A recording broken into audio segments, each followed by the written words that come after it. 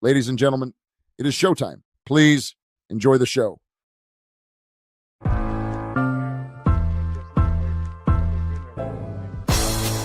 It's the corner where the trees Is this the passing of the torch, right? Is this what this signifies? It comes down to that front office and what they feel is most important. The champ is here. We've touched down from a higher plane. Why you made it here? We always look forward to that week because it was always intense. You know that we ain't coming back. We got you. The man, the myth, the legend, Dante Hall. My favorite player growing up was Dante Hall. I love you guys in the show, but Dante was my guy. Get to dashing because you done on the warfare.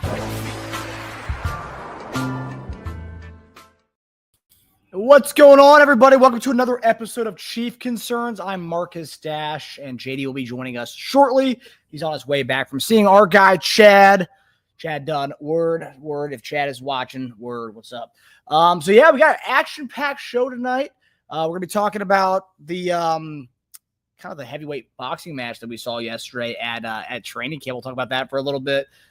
That's more just fun. I mean, not really much to go on. It's hot, and these guys are all like, getting kind of bothered by the weather out there. And also, I'm sure Ashton didn't like being tossed around the day before. So some good stuff here to talk about tonight.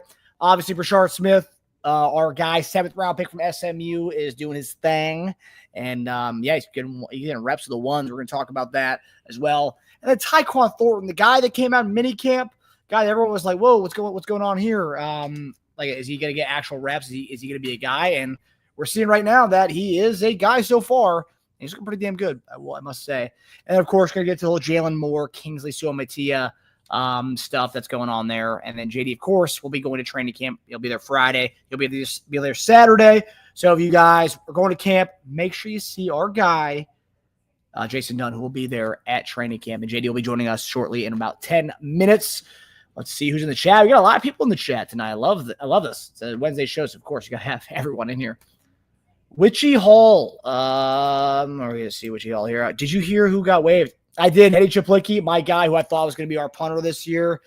Looks like that on August or July 30th that ended. That I wouldn't say dream. I just thought, the kid was good in college. I thought he would have had a shot to be the punter. But I guess Ariza is going to be our guy. So Matt Ariza, boom. The punt god is back, and I'm going to be a big punt god fan again this year. So, unfortunately, because I thought Chaplicki had it, man. I really did. Hannah, been missing y'all. Welcome back, Marcus. Yeah, that boxing match. How about that? Yeah, it was fun. It was fun to see. I mean, every year you see, offense and defense get kind of heated with each other. It's just nice to see the old, the two rookies too. And I think that is sweet because, you see two guys. They're both young bucks. They're both trying to, make a name for themselves. They're just going at it, and they're going to be going at it for a while, I would say. Two young bucks, and I hope Gelati and Josh Simmons are here for a very long time. So this is the beginning of it. So battles that we'll be seeing for a long time, and it's only going to make them both better as they go on and play other teams throughout the season. So I do love the fire from rookies. I love that, making a name for yourself.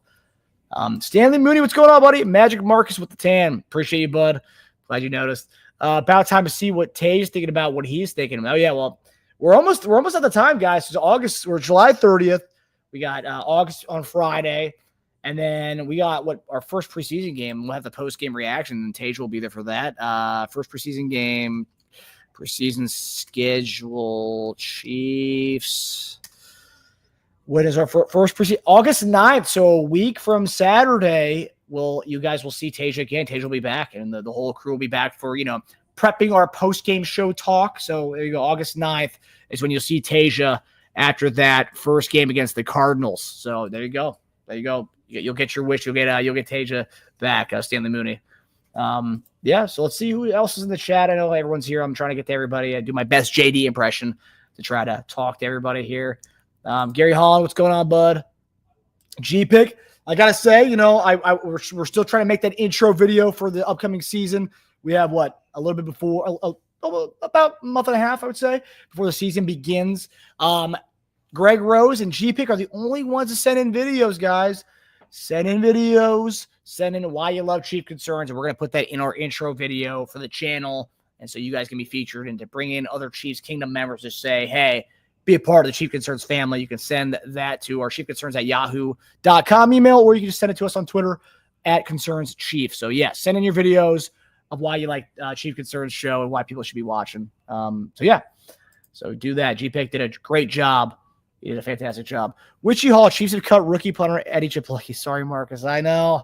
Hey, I thought, based on the way Tube was talking about him during minicamp, I thought this kid had a legit shot. And obviously his number spoke for itself in college. But hey, and Matt Ariza was a big deal for a reason. And we're seeing that now. And hopefully this year Ariza, stops the touchbacks and, has more kind of does his thing with the coffin corner. I'm hoping that happens this time around. But yeah, he's obviously whatever he's done for the last week at training camp, he won that battle and won it obviously pretty handily, I'll have to say. Gary Holland again. Gary making the rounds with everybody. Gotta love to see that. Witchy Hall again. Okay. All right, let's see who else is in the chat. There he is, Nathaniel Walker. Hello, I hope everyone is doing well today. Nathaniel, what is going on, my dude? And Greg Rose, we back. Greg Rose, GPIC and Greg Rose. Like I said, both these guys sent in beautiful videos. They're looking spectacular. Film ready, as we used to say in the broadcast world. We are TV ready. And Greg Rose and GPIC both were TV ready for their videos. Sasha, what's going on, buddy? What is going on? Linda Hunter, how you doing, Linda? The General is here. What's going on, my man? So, yeah, guys, tonight we're going to go into a lot of things with training camp, a lot of storylines. And, of course, there's so many storylines, but I just picked out some of the ones that I think were really meaningful to me. There's a lot of meaningful ones. But as far as the whole Jaylon Moore stuff, obviously the fight that happened yesterday, it's just funny to talk about that one. See if JD has any memories of some fights that went on during his training camps within the inner team ones, not the ones against the Minnesota Vikings, because we all know what happened, what transpired with Brock Lesnar and some of the guys. But Brashard Smith, Matt Nagy praising Tyquan Thornton, and of course the big things that JD wants to see when he heads up there Friday and Saturday, because of course it's one thing to talk about it, and you guys know, so many of you guys have already been at training camp, but it's one thing to actually see what's going on out there and having JD's eyes and ears seeing what he's seeing out there. Maybe tight ends will want to bring him out there to help block. I saw some blocking drills today, and they were kind of getting cooked by some of the linebackers that I saw on videos today. But yeah, it'll be good to see JD get to see what he gets to see on training camp, see who's doing well, guys that we may have not been talking about. So JD will tell us what he's looking forward to watching when he gets out there at the end of the episode tonight. And of course, we're going to put in the invite link to the chat. If anybody wants to come in the chat tonight to talk, please do, because we always want to hear from you guys. So yeah, please do that. Justin the Way, what's going on, Justin? How are you doing, my man? Jason Tarbox, good evening, buddy. Hope you're doing well, my man. General 51, do you think we can get Marcus and JD to play JD first ever touchdown and his last touchdown for us? We can, yeah. You got to give me more time to set that up, but I can try to pull from the archives JD's first and last touchdowns in the NFL. JD TD. I'm making a note of that. So JD TD request from the General. Okay, first and last. I got you, buddy. We'll see what I can pull from the archives. It's not easy because I don't have all videos online from the 90s and the early 2000s, but I'll see what I can do on that. But I should be able to get that. Who else is on here tonight? GPIC, of course. You guys are phenomenal in the chat. I love the conversations you guys have. There he is. Bout Time is here. Bout Time. What's going on, my man? I love Bout Time. I love all these guys. GPIC, good to see you, buddy. Mike Brennan. Ooh, missed y'all. Still watch all the episodes, just not live. Mike Brennan, my guy. Obviously, Mike Brennan's a day one Chief Concerniac, I would say, or a member of the Chief Concerns family. So good to see you, Mike. Missed you, and it's almost getting down that time. It's almost football season time. Well, pretty much is training camp, but it's almost that time. We get to see you in the post game shows, the Wednesday shows, the betting shows. It's almost time. So you better tell your family, Mike. It's Chief Concerns time. It's that time of the year. So they have about what's our first game of season with the 5th. So they have a little bit over a month left of you. So just let them know it's almost time. It's almost time to get ready for giving more time to the Chiefs and Chief Concerns. Yeah, Hannah, we got that question earlier. Will, what's going on, buddy? Good evening, brothers and sisters. Hope you are doing well, my man. Will, Tasia. Yeah, everyone loves Tasia. Tasia's everyone's favorite I guess what Tage is the devil's advocate of the show, I would say. JD and I are the positive guys, and Tage is the devil's advocate who wants to play the other side. Every show needs that. Every show needs that guy. Sometimes it's kind of annoying because sometimes Tage does that in real life too, not just on these podcasts. So that is what Tage's personality is. He's the devil's advocate type of guy. Everyone has one of those in the family and friends. He's that guy. So we love Tage for that. He always gives a different side of everything. Rich Cooper, what's up, buddy? What is going on? Sasha, I love this time of year. As long as I read about other teams having camp injuries.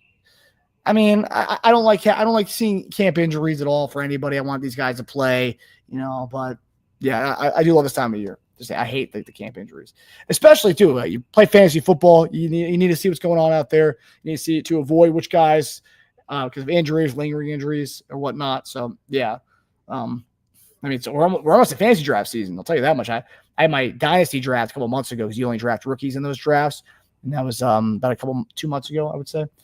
Dynasty drafts are always really interesting. I was able to get Brashard Smith though, which I was happy about that. Tranview, that's a new name. I've never seen that name before. What up, Mark? Appreciate you, buddy. Yeah. So, Kevin Morris, what's up, bud? What is going on, my dude? Andre Chenault, good evening, everyone. I'm in listening mode this evening. I'm all moved out, just getting the cleaning done. I should be back in the swing next week. We'll see you. Andrea, you do what you got to do tonight. Put this all in the background. Let it simmer. We'll coach you right through the packing and all the stuff you got to do before you head out. But, we'll see you next week back more active on the chat. JCP 4000, what's going on, man? What is happening? The barbershop, what's going on? Another day one chief concerner right there. That guy's the man. Yeah, I love you guys. You guys are fantastic. And you guys help me, extend the show a little bit while we wait for JD to come on the show. And I do appreciate that because I remember back in the early days when we used to do our shows, we used to go live and we didn't really have many followers. We were still new. It was really hard to continue to talk. And I don't know how these Colin Coward type of guys. I know they have a million writers who write their script for them and stuff, but how they just kind of go with it for 20 minutes without their other co-hosts and stuff. I don't know how they do it, but I appreciate you guys because you guys make it very easy for me to just talk and say whatever as we kill time as we wait for JD. But I love you guys. You guys are fantastic. Greg Rose, pig and jig all the way flipping. Yeah, I don't know what that means, but I dig it. I dig it, my man. I'm the Brown. What's going on, my dude? Hello, everyone. Yeah, we got the squad in here now. We got a full ensemble. You guys. JCP 4000 picked up some random receiver today, last hit or something. Yeah, he was a UFL guy. His numbers really weren't that impressive. He had 250 yards last year in the UFL. So I mean, we always need that. We always need camp bodies. I mean, I would say that's a camp body. We usually pick up one of these type of guys every year. A guy who had a pass in the UFL or Canadian Football League. So yeah, we'll see. G-Pig, is that what we are? Concerniacs? I don't know. It felt right? I don't know. The Chief Concerniacs. I don't know. That felt good. We'll see. JCP 4000 preseason around the corner, baby. Yeah, man. Next week, dude. Next week. And tomorrow we got the Hall of Fame game, which Hall of Fame game kind of sucks. I mean, we're pretty much not seeing anybody. I mean, if you guys play the first quarter or first drive of preseason games, we don't even see those guys much at all. So I'm curious to see if we even see Amarion Hampton tomorrow. I know Trey Lance is starting for the Chargers. We might see Hampton because he's a rookie, so that'll be interesting to watch him. But yeah, no Najee Harris. He's out with a firework injury, which I just read about that yesterday. He's out with an eye injury because of fireworks that happened. It was no JPP type thing, but that was pretty interesting to read that. So we might see a little bit of Hampton. I'm curious to see what he looks like. They drafted him pretty high, and we were all kind of fans of him on the show. But I mean, I'll take Brashard Smith in the 7th round over Amarion Hampton in the 1st round. So that's where I am. Linda Hunter, Marcus, how many years have you been doing this podcast? Ooh, we started, I believe we started JD and I did a podcast together. So this, I don't know if you know the story, Linda. So the story of Chief Concerns, I was kind of bored during COVID. And I started contacting former players, mainly former Chiefs players, doing just one-off interviews. JD and I, we have an interview and it was a great, fantastic interview. We felt like family and friends right off the bat, right? It was, those connections when you meet someone for the first time you talk to them. That's kind of what it was for me and JD. We just hit it off. It was like love at first sight, as you say. But yeah, we hit it off. And then a couple weeks later, I hit him up and Warfield up. I was like, hey, you guys want to do a show together? And we can just do Chiefs topics. It'd be like kind of like First Take or these debate style shows, but it's mainly about the Chiefs, and we're going to talk about the Chiefs, have a good time talking. And that's, I believe it was either mid 2021 or end of 2021. Or no, it might have been end of 2020, actually. Yeah, it was the year we signed Le'Veon Bell, because I remember that was one of our first episodes, is like the Le'Veon Bell signing. I believe that was the 2020 season. Yeah, so it was leading into the Buccaneers and Chiefs Super Bowl. So that was, I would say about week 5 or week 6 of the 2020 season. That's when the show started. So that's when I began podcasting, right when the show started. So yeah, 2020. So about 5 years is how long we've been doing it. So yeah, you've been around since the beginning. We love you and we appreciate you. Greg Rose. I think just okay. And JD, okay, Mark is doing an amazing job. See you in about 5 minutes. So JD will be joining us shortly here, guys. So the crew will be here soon, guys. Don't you worry. Don't you worry. Do you like camp fights? Well, I mean, I like it because it shows a little bit of fire, and especially when it comes from rookies. I love these guys, like they care, right? And they're trying to make a name for themselves. You got to love that. I mean, how can you not love that? Seeing the fire from 2 rookies and like going at each other, especially from the day prior, where like Simmons kind of had the best of Gelati, and obviously we didn't see every clip, so I'm sure there was times where Gelati got the best of Simmons. So there's definitely that kind of like struggle and being a little bit pissed off from that. That definitely played a part in it. But yeah, I love that because it showed these 2 dudes really, they want it. They want that. They want the best of each other. So yeah, you gotta love the fire. We see Kelsey do it every year, right? We always laugh about it. So yeah, it was also funny to see. Kelsey was one of the ones that actually broke it up, which is usually he's the one involved in these fights, but he was the one that broke it up, which I thought was pretty funny. So yeah, I love that, of course. Susan, what's up? The queen of the Dunn household. Susan, what's going on? We love you, Susan. And I hope you guys have a good time in Kansas City, seeing all the fam back in the KC parts. Which y'all all chiefed up, empty the pit last night, and I cleared my block list. I hope I don't regret that. I mean, I don't know what happened last night. I wasn't really following, but I hope it was a good show. Yeah, I hope you don't regret that either. Brian Hoang, what is going on, my dude? Dash, hey. Baby. Greg Rose, bass fishing a rig, Marcus. Ha. Yeah, I'm not, I know nothing about that stuff. I'm a suburban boy right outside the city. I don't know anything about that stuff. Some of my friends do, though. I will say that. Some of my friends do the little hunting and the fishing stuff. We have a Chippy punter for him. I know. I mean, honestly, I trust our organization. I trust our staff. I trust Dave Tobe. So if they did cut Chiplicki, that means he probably wasn't doing his thing, which is unfortunate. And I'm sure he'll get picked up somewhere and do his thing. Just much like the punter who we had last year from BYU, who ended up going to Cincinnati and actually having a pretty good season. So, I'll be surprised if he dominates. Kevin Mars, appreciate the contribution, my dude. That means a lot. That goes a long way to helping us, our independent channel here. So I appreciate that, buddy. Appreciate that. There you go. Some bells for you, baby. Some bells for you. Appreciate that, man. Okay, so we got some. All right. Rich Cooper, that we got you earlier. Okay. Love the background intel. Boom. Okay. Oh, there you go. Pepe Atreides. Hey, Marcus, are you the Chiefs rep on the roundtable damage from the Bills? I am. Yeah, this year I will be joining the Roundtable Sports group on Tuesday nights. I think 6:30 is when the 6:30 Eastern Standard Time. I'll be the Chiefs representation on the Roundtable Sports AFC West show. So yeah, I'll be the Chiefs guy. So we'll see how that goes. Hope you guys tune in and watch that to see how I do, how I put my Dukes against the Raiders and the Broncos and Chargers fans. So yeah, and there's our guy. He's getting situated right now. I'll give him a second to get situated. He's ready. You ready to go? All right. So here, without further ado, here's our guy, former Chiefs tight end Jason Dunn, joining us right now. What's going on? The Dunn is in. Let the fun begin. There you go. What's going down, man? What's happening?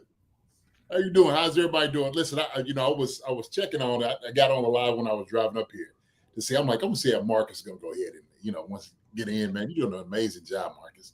Amazing job, sir. Appreciate it. I learned from the best as far as interacting with everybody in the chat. You do an amazing job, and I've sat back, I've studied, I've watched the game tape, JD, and this is it. This is me coming back out of it.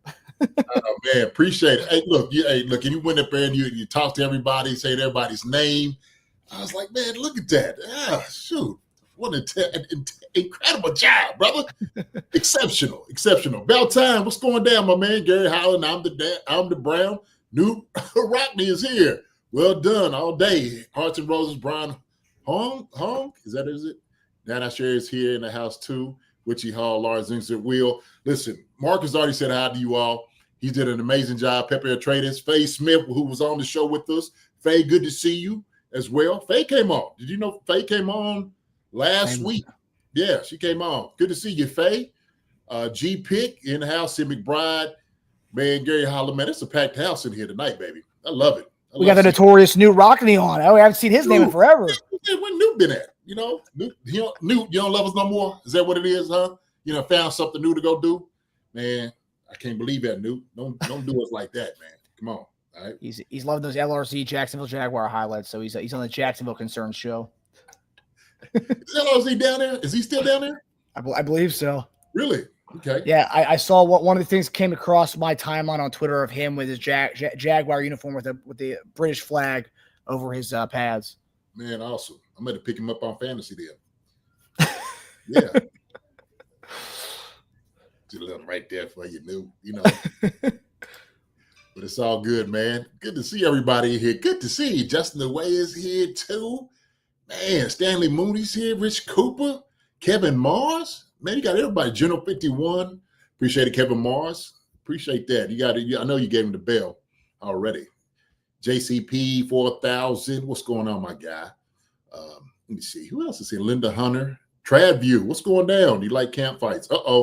Camp fights. Oh, hey, that's something to talk about. Yeah. I got something to say right there. So, be good. The barbershop is here in Creed, man. We got a new name here, JD. We got Meet Me Outside, his first ever catching us live. So Meet Me Outside. Meet Me Outside. How about that? How about that? Meet Me Outside. Good to see you, my brother. Good to see you, man. So look, Meet Me Outside. If you could follow everybody here in the chat, man. But what we're gonna do later on, we're gonna open up the streams. If you want to say what's up to us, man, please do. We open up the airwaves. Okay, for everybody to come on. All right.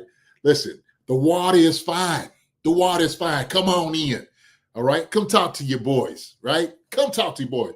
John G, love the show, man. We love you back, John G. Okay, man. Hey, keep coming out here, man. We're gonna keep giving y'all bangers. Good thing for y'all to just absolutely sip on, digest, you know, right there for your ears. I think you said that Andrea was listening. So Andrea's listening right now. Know she's in a move. Take your time. Hey, Rustin Roy, Dave, don't tip. Hey, man, we tipping you. That's what we doing. Okay? That's what we're going to do. Matter of fact, how about this? This is how they used to do in the old Westerns. Like they used to put something on their shoulder and say, I dare you knock it off my shoulder. That's a dare. That's what it is. See, that's old school right there, Marcus. Some people remember that. Yeah. I know a lot of old references, but yeah, that one escapes me. Does it? Yeah. Yeah. It'd be like, man, I dare you cross this line. Right? And then, of course, the dude would cross the line. I dare you knock this off my shoulder. And somebody come knock it off his shoulder. Then the dude be like, man, you ain't gonna hit nobody with glasses on. Okay. Crazy stuff.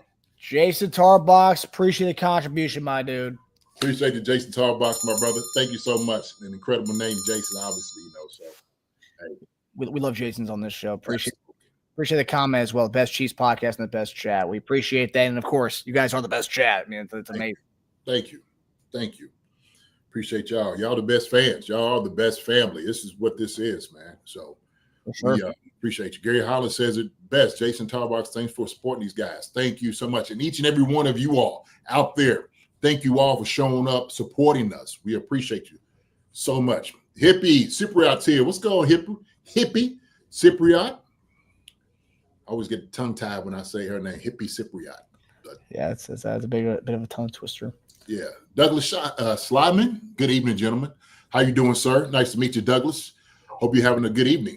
So we're going to talk some good stuff, man, about training camp, I think Marcus, you already done told everybody I will be in Kansas City tomorrow. Okay. I will be up at camp on Friday and Saturday. So if you all are out there and you are close by, please holler at your boy. Okay. You'll see me. I'm 6'6", walk around. I shout out my name, whatever you want to do. JD, welcome to the dungeon, however you want to say it. Okay. What up, 089? However you feel. Okay. However you feel. Okay. Y'all give me a shout. All right. Love to see you catch up with some of the folks on here. So if you're going to be there, please let me know. And if you're on, and obviously, if you're on, Twitter or X, what people call it, inbox me, right? Let me know you're going to be there. Okay. And I'll check my phones and see what everything's going, and we'll get up there and check you out, man. So, heck yeah. Yeah. It's going to be a good time, man. JCP 4000, appreciate the contribution, my dude. Appreciate the contribution. Kicking us off here, the nice little question, too. Which RB will have the most yards this year, and what receiver will have the most yards? Are you talking about Kansas City? I'm assuming he's talking about Kansas City, not the NFL. JD, do you have a take on this one? What running back will have the most yards this year? You know what? It's a very good question. I don't know. I'm certain. I will have that answer later on, but I almost feel like Nana Sherry is. I think Kareem Hunt might have some of the most yards. Yeah. It all depends. It all depends on, obviously, the tempo of the game, how it's flowing. If one guy's just absolutely torching it, then, you got to go with the hot hand. So, but I think Kareem is one of those guys that's just very consistent. He's coming in, in camp. We've seen him in camp, and he's got this look, doesn't he, Marcus? We was kind of showing that. He's got this mode to his body, right? That he's compact. He is, I don't want to say heavy, he looks strong. That's why he's always been one of those just hard to bring down. He is an absolute wrecking ball. And I can't wait to see him up at camp. Those are one of the things, we're going to talk about this, but that is one of the positions I want to go see, Marcus. I want to go check out the running backs, see how everybody's actually doing. And, Brashard Smith is getting a lot of looks. He's been bringing him in, man. I told you. Dad, got it. Where's my list? Dad, I forgot my roster again. Shoot. Well, that's good because, by the time next week, you're going to go there this weekend. You're going to kind of, check your list, check it twice, see if who's naughty or nice. And on Monday or Wednesday next week, you can kind of give it to us, your final, your first and final draft. I would say you can tinker with it a little bit after you see what you see this weekend. That'll help. Okay. Yeah, I'll do that. I'll wait. Y'all wait and see so y'all can see it. Receiver-wise, this is a receiver. Let's go to the receiver part of it, okay? Rashee Rice, if he's getting 4 games, I would almost say that I believe that Hollywood Brown might be the guy, okay? Not taking Travis and those guys out, I think Hollywood is going to be he's going to have a major year this year. I do. Something just tells me that, he's found a home. He's happy here.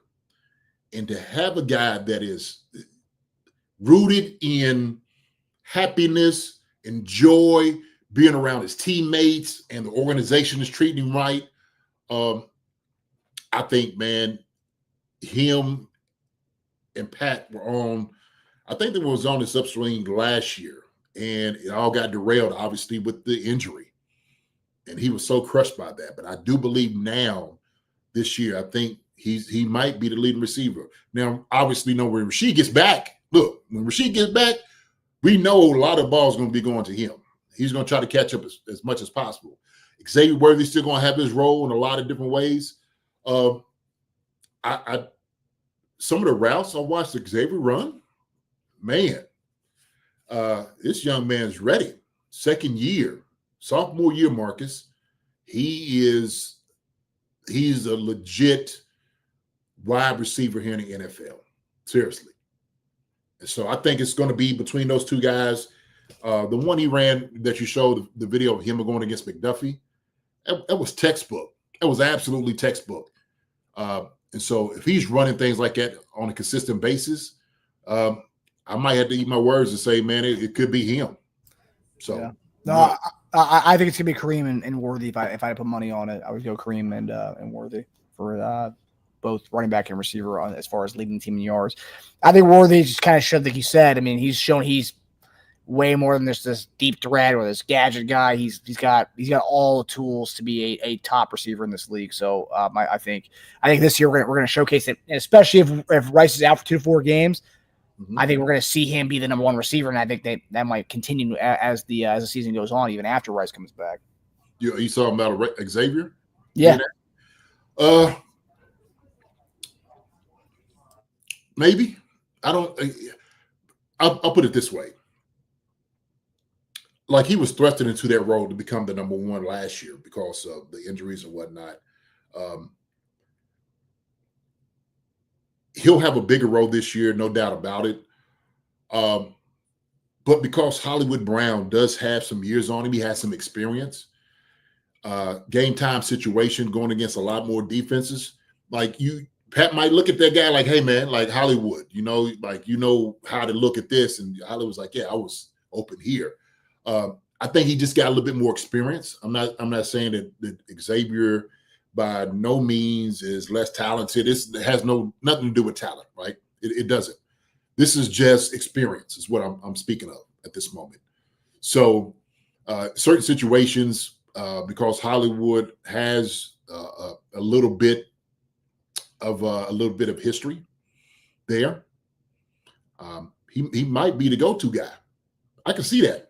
Shoot, come on, man. Look, where he's gone when he was with the Ravens, obviously go out to Arizona, he was really touted as the number 1 receiver. Like, honestly. He was, yeah, no, 100%. Yeah, well, going to Arizona really tanked his career, really. It did. I mean, Arizona, geez. I know. You know? So I'm looking at a guy who's really trying to get back, in line with what he was before he had gotten hurt, all these injuries and stuff like that. I think he's very hungry for this. That's why I'm sitting over and I'm thinking about, like, yo, man, Hollywood could be that guy. Now, look, I seen Pono said that he said Xavier Hollywood, and this guy got injured in practice. Ugh, a bad omen. Not a bad omen. This is camp. You're going to have, soft tissue injuries and, little nicks all the time. And so, obviously, for the wide receivers, that's what you're going to have. Hamstring, ankles, knees, these things like that is going to happen in training camp. So, they're doing a lot of work. You just hope that when the season comes, that's all that matters. Training camp, listen, if they need a day off or take some reps off, fine. That's what you do. Okay. You don't push a guy. You don't need to. You're not playing a team tomorrow. Okay. And so any of those guys, they understand that. And not to mention, you got younger guys that get going to the road, Marcus. That's why you see Thornton get in line with the number 1s, right? You start seeing a little bit more Jaylon Warriors out there catching some footballs. And so the beauty of our offense is because everybody is interchangeable in the things that we do. I'm not going to say it's not a big deal, but I think those guys got some rhythm already. I think they've developed that in OTAs during all season, going down to Texas with Pat, all those different things. So it's not going to be a bad omen. Those guys will be fine. They will. So. Yeah, I mean, having depth is a beautiful thing. Based on the last few years, we didn't really have much of that. We have depth for days in this wide receiver room. So the fact that we're having this conversation about who's going to be the leading receiver, and we can't really think of a guy, that's a good problem to have. It's a great problem to have. Absolutely. So you guys have really outdone yourselves in the chat tonight. So we're going to get to a bunch of these bell ringing moments here in a second. There you go. We got one right here. None of your business, man. Appreciate it, man. Yes, sir. So when the Chiefs drafted Noah, I thought he would be Kelsey 2.0, but while he has all the tools to be Kelsey replacement, let's hope he stays healthy. Look, we got the best tight end room in the business. We know Noah Gray carries his weight. He does an amazing job. I call him he's the toolbox 2.0 for me. If y'all have heard me say this before, I played with a guy up there in Philly that taught me the ropes. Okay, and Ed West, you used to call him the toolbox, and he was ready for everything. Noah's been able to get open last year. Ever since he's been here, he's got a great understanding about this offense and what Pat wants. Wiley's got to get to that place. So does he have all the tools? Sure. He's big. He's tall. He don't have the quickness and the twitch of like Kelsey has. He just doesn't have that. A guy that I talked about who's an undrafted free agent was Bringenstool. He's another guy, right? Robert Tonyan. We got guys in the room that I think have a bright future playing that position. But Noah Gray is right there top. So I think right after Kelsey is the next guy in line.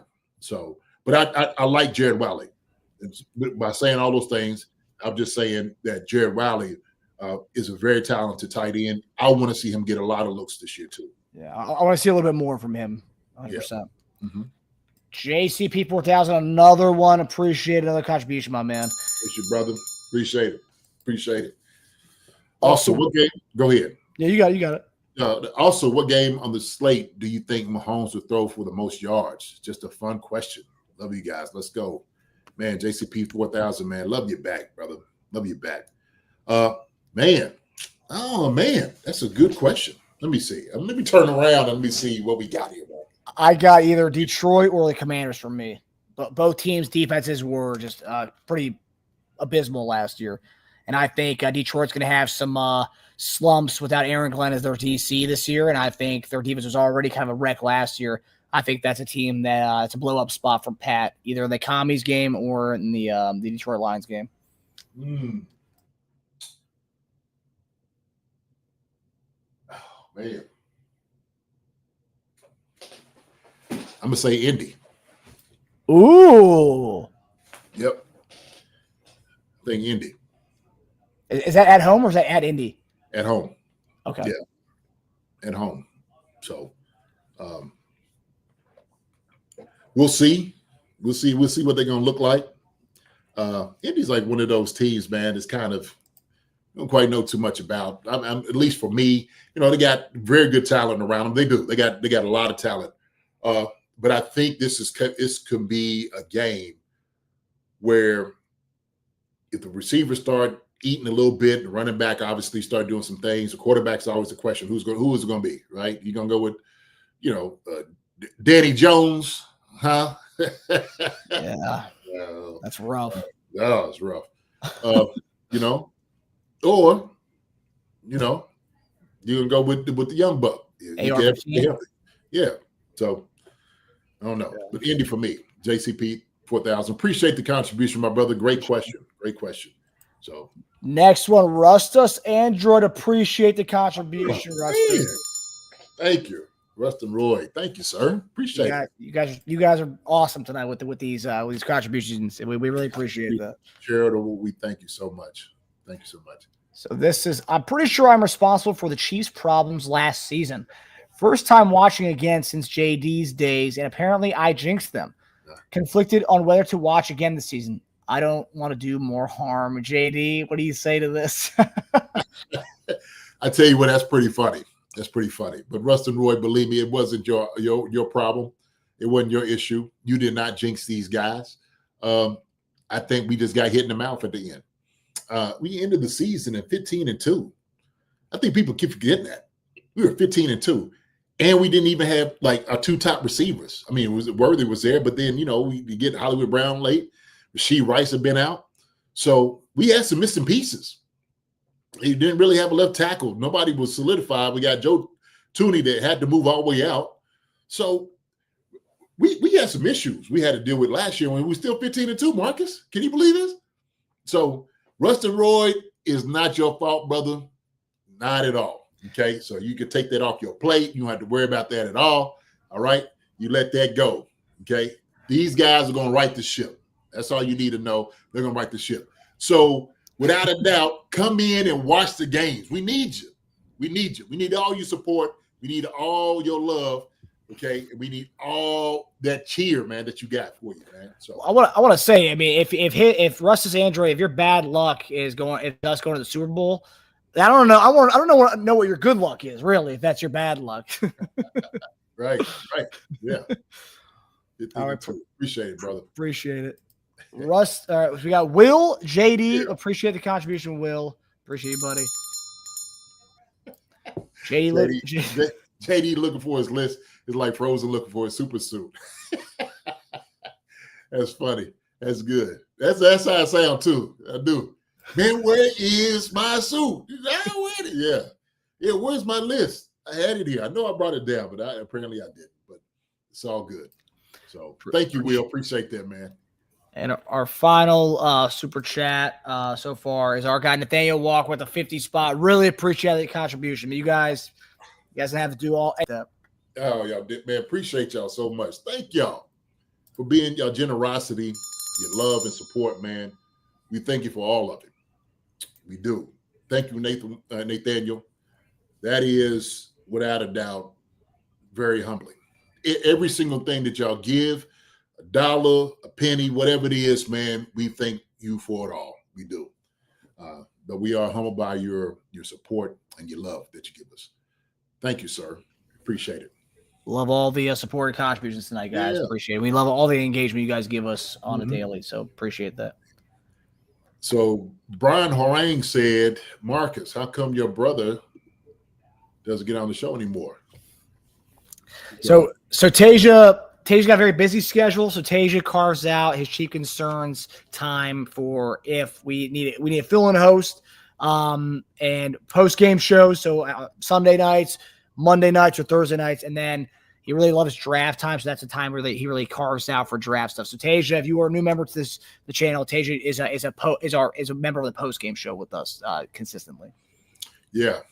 So he'll definitely be on here, giving his 2 cents worth of things. You know, some people love it, some people have a problem with it.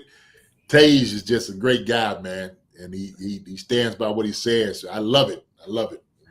And the betting show. He's also on the betting show as well. I forgot. Oh yeah. And we'll see Tasia for the first time, guys. And I said it a little bit ago. So our preseason game is the 8th, the 9th, Saturday the 9th. So about 9 days or 1, 2. Okay, so about 10 days for our first post-game show of the year, which is the following the Cardinals preseason game at 8 p.m. on the 9th. So you'll see Tasia will make his 2025 debut on that day. Yeah. We got some good things going on. Tage is absolutely a staple here for what he does and what he says. I spoke with a very legendary coach who is going to be on our show, and pretty soon. The man's on vacation. We're having a great conversation. I said, "No, enjoy your vacation. When you get back, we'll take care of it. But y'all will love it. Y'all will absolutely love it. So tune in when that comes on. So it's going to be some really good time, man. I had to go through my phone, grab a couple of names. There's another one I want to actually reach out to as well. So some good stuff, man. Yeah, it's gonna be a fun season, guys. So buckle in and have get your whiskey, get your bourbon, get your bottle of water, get your soda, and tune in to Chief Concerns. We'll be coming at you guys 4 times a week: Monday, Wednesday, Friday, and then post game shows. So you guys will have 4 times a week for live stream. So enjoy all that. All right, JD. So you ready to get into? Well, he said Bill Belichick. I reached out to him, but his girlfriend, she said he couldn't come to the phone. So, no. Go ahead, sir. Sir. Dang girlfriend of his. the new athletic director of UNC now. Yeah. All right, so now we're gonna get Susan for live streams. Oh. Come on, so we have to add in the Friday show. We everyone needs JD's sermon on the keys to victory. We need it, babe, and I'm gonna have you on one of them. Okay, everybody wants to see you and meet you, so we'll have a segment when you come in. We'll talk with you for a little bit, about 10 to 15 minutes. All right, take it easy on me, babe. Okay, get out my stuff. It's football season, Susan. It's football season. Yeah. Oh, there you go. All right, so now we're gonna get into some stuff. JD kind of mentioned it, and I mentioned it at the top of the show. Things got kind of a little tricky yesterday on social media. A lot of people were, some people were upset about the fight that was going on at training camp, and we're gonna go see this right now. We're gonna go with what Andy Reid had to say as well as the video of the fight. So, JD, this is what Andy Reid had to say about the fight between Josh Simmons and Ashton Gelati. A little, kind of a little scrappy thing between Josh and Ashton. I mean, it's camp, it's hot. Yeah. These things happen today. I mean, that's competitive stuff. Yeah, you answered it right there. Yeah, competitive spirit, man. It's hot and you get ornery. So this is the video. If you guys have missed it, this is the video of when Josh Simmons and Ashton Gelati kind of went at it. Oh boy.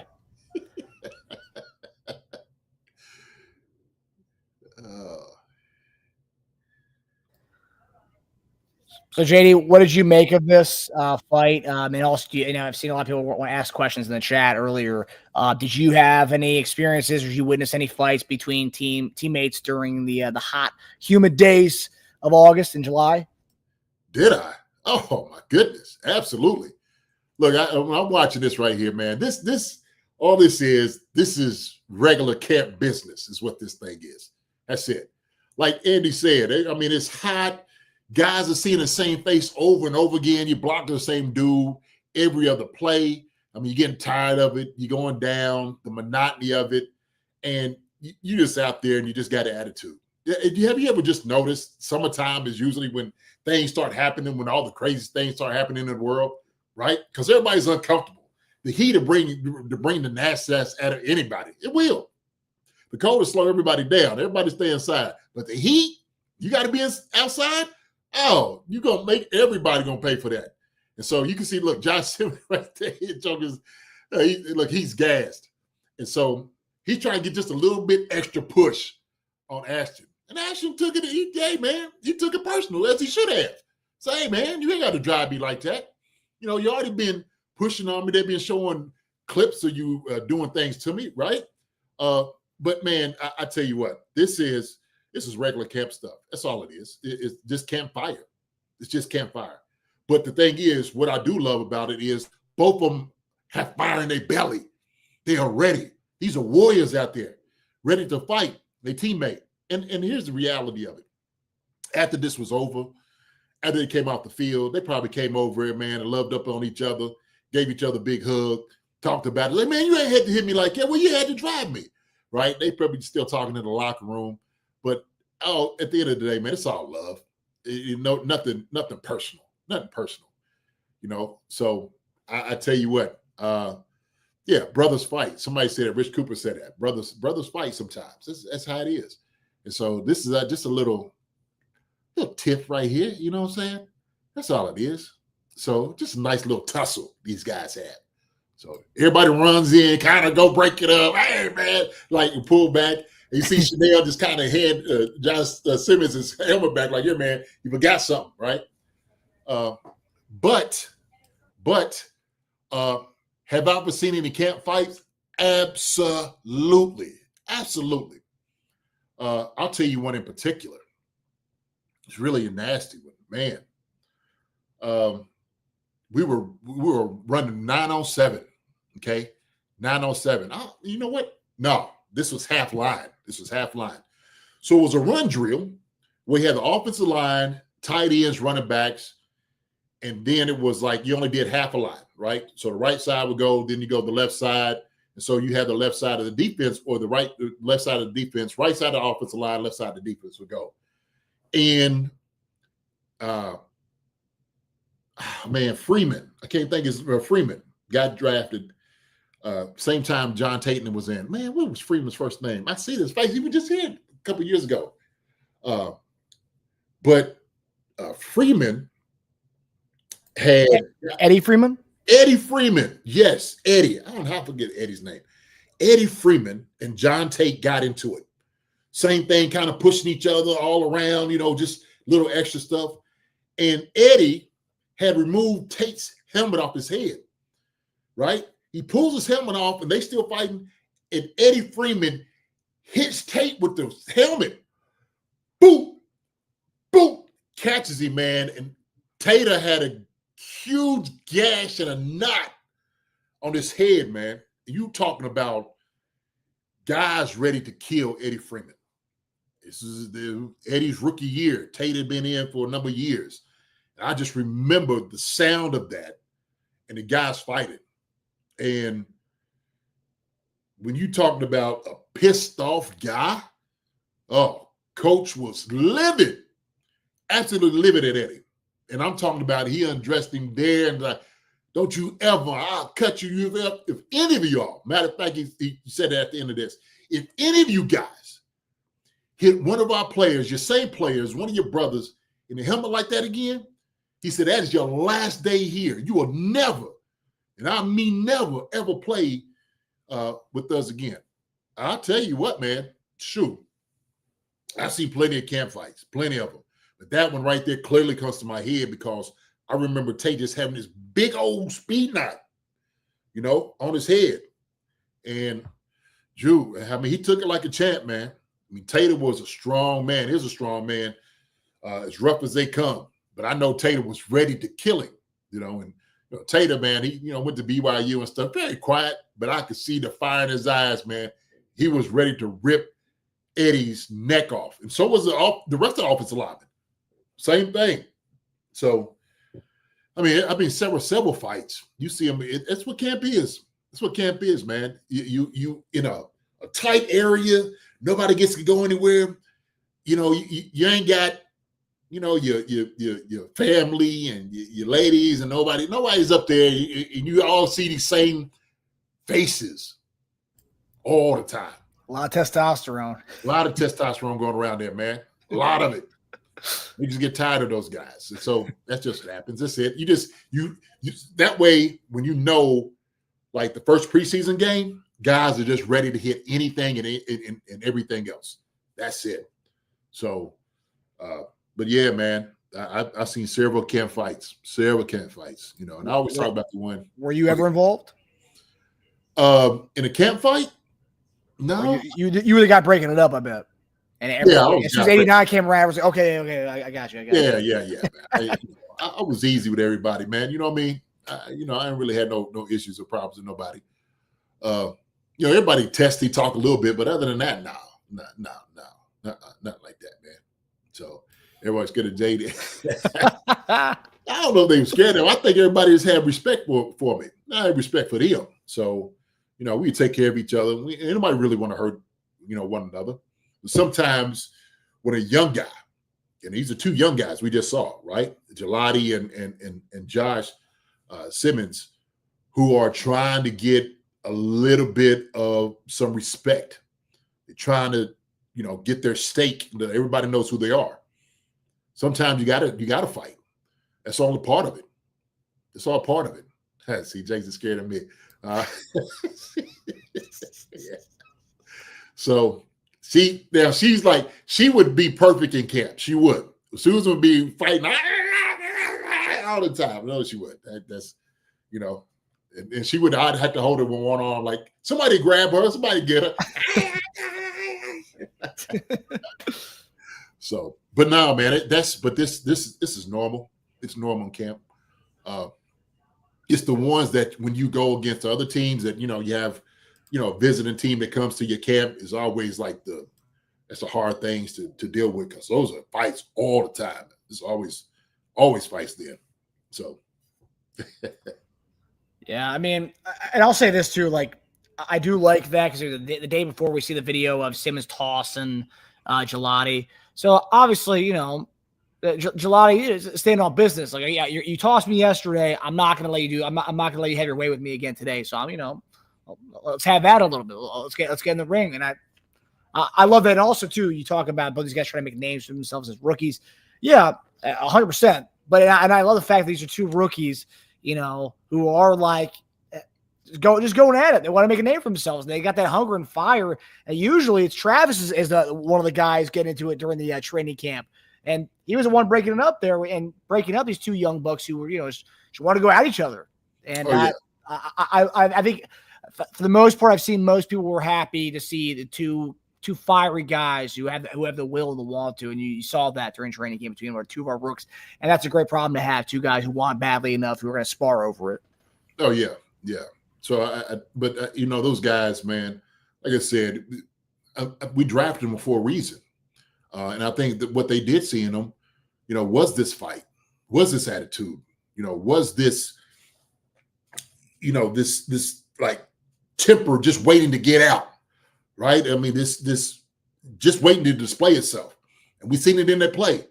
We watched Josh Simmons absolutely track linebackers and corners and everybody down. He would track them down. I mean, he's stalking them. That's what he would do. Like he's hunting.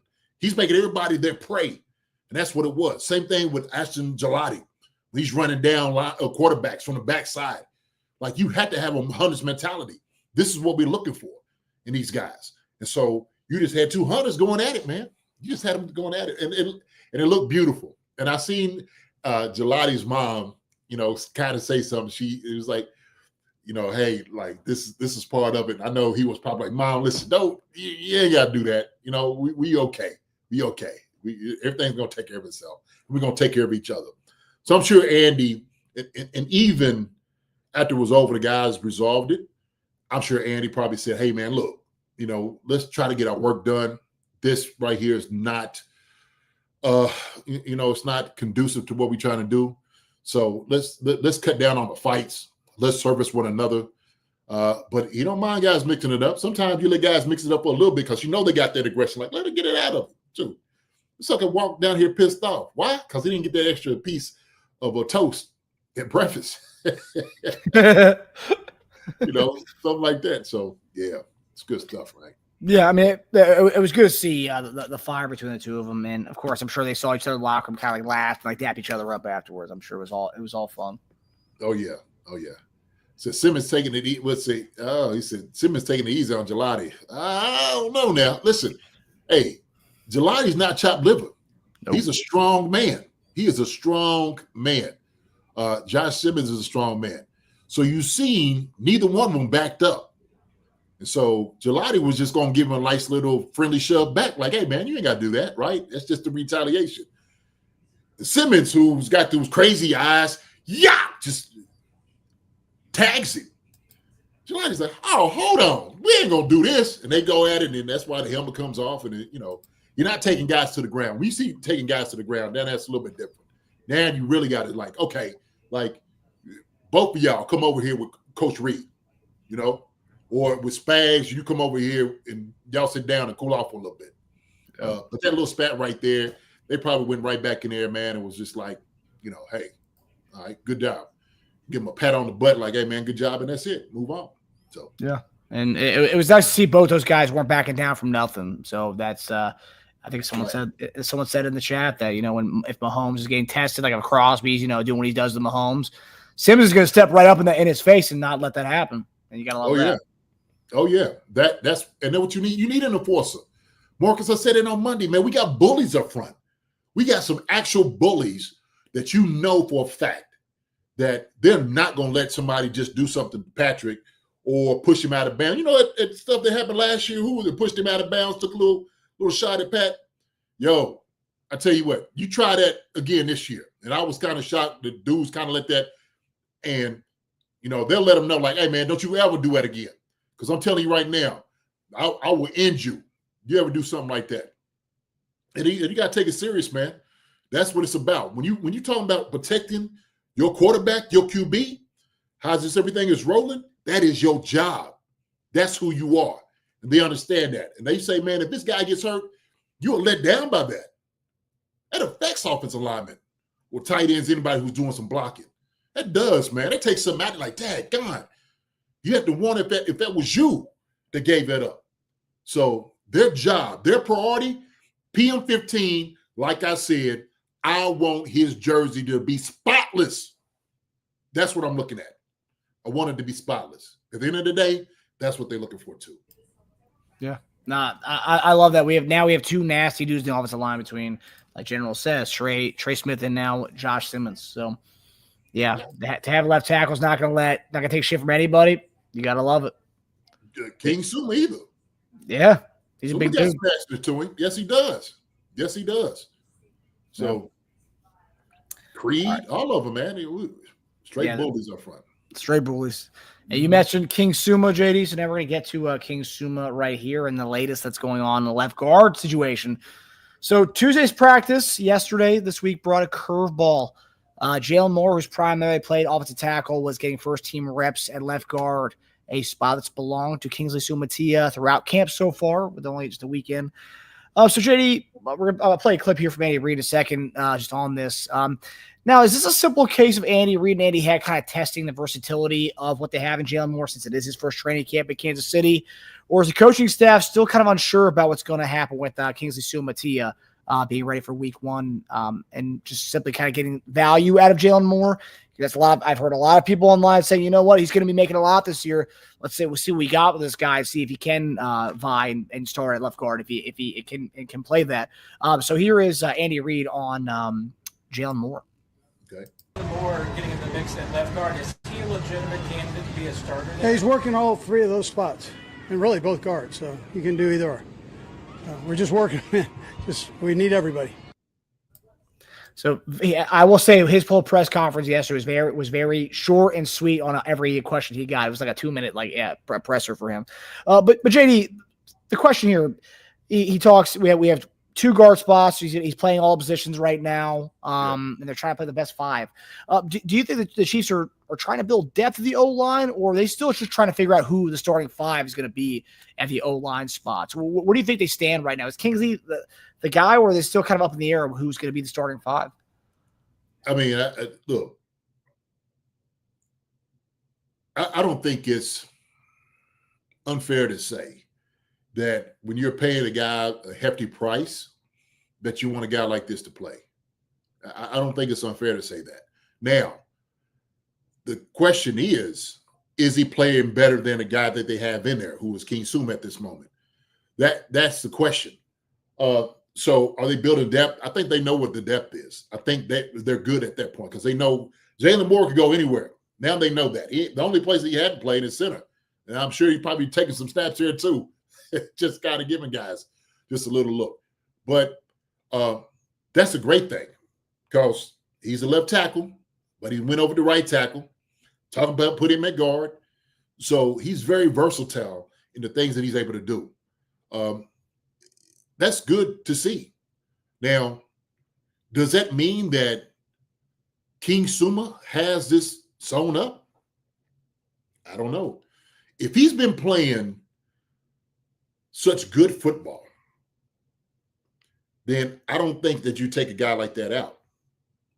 Like you said, it's going to be the best 5 that's going to start. That's bottom line, point blank and period.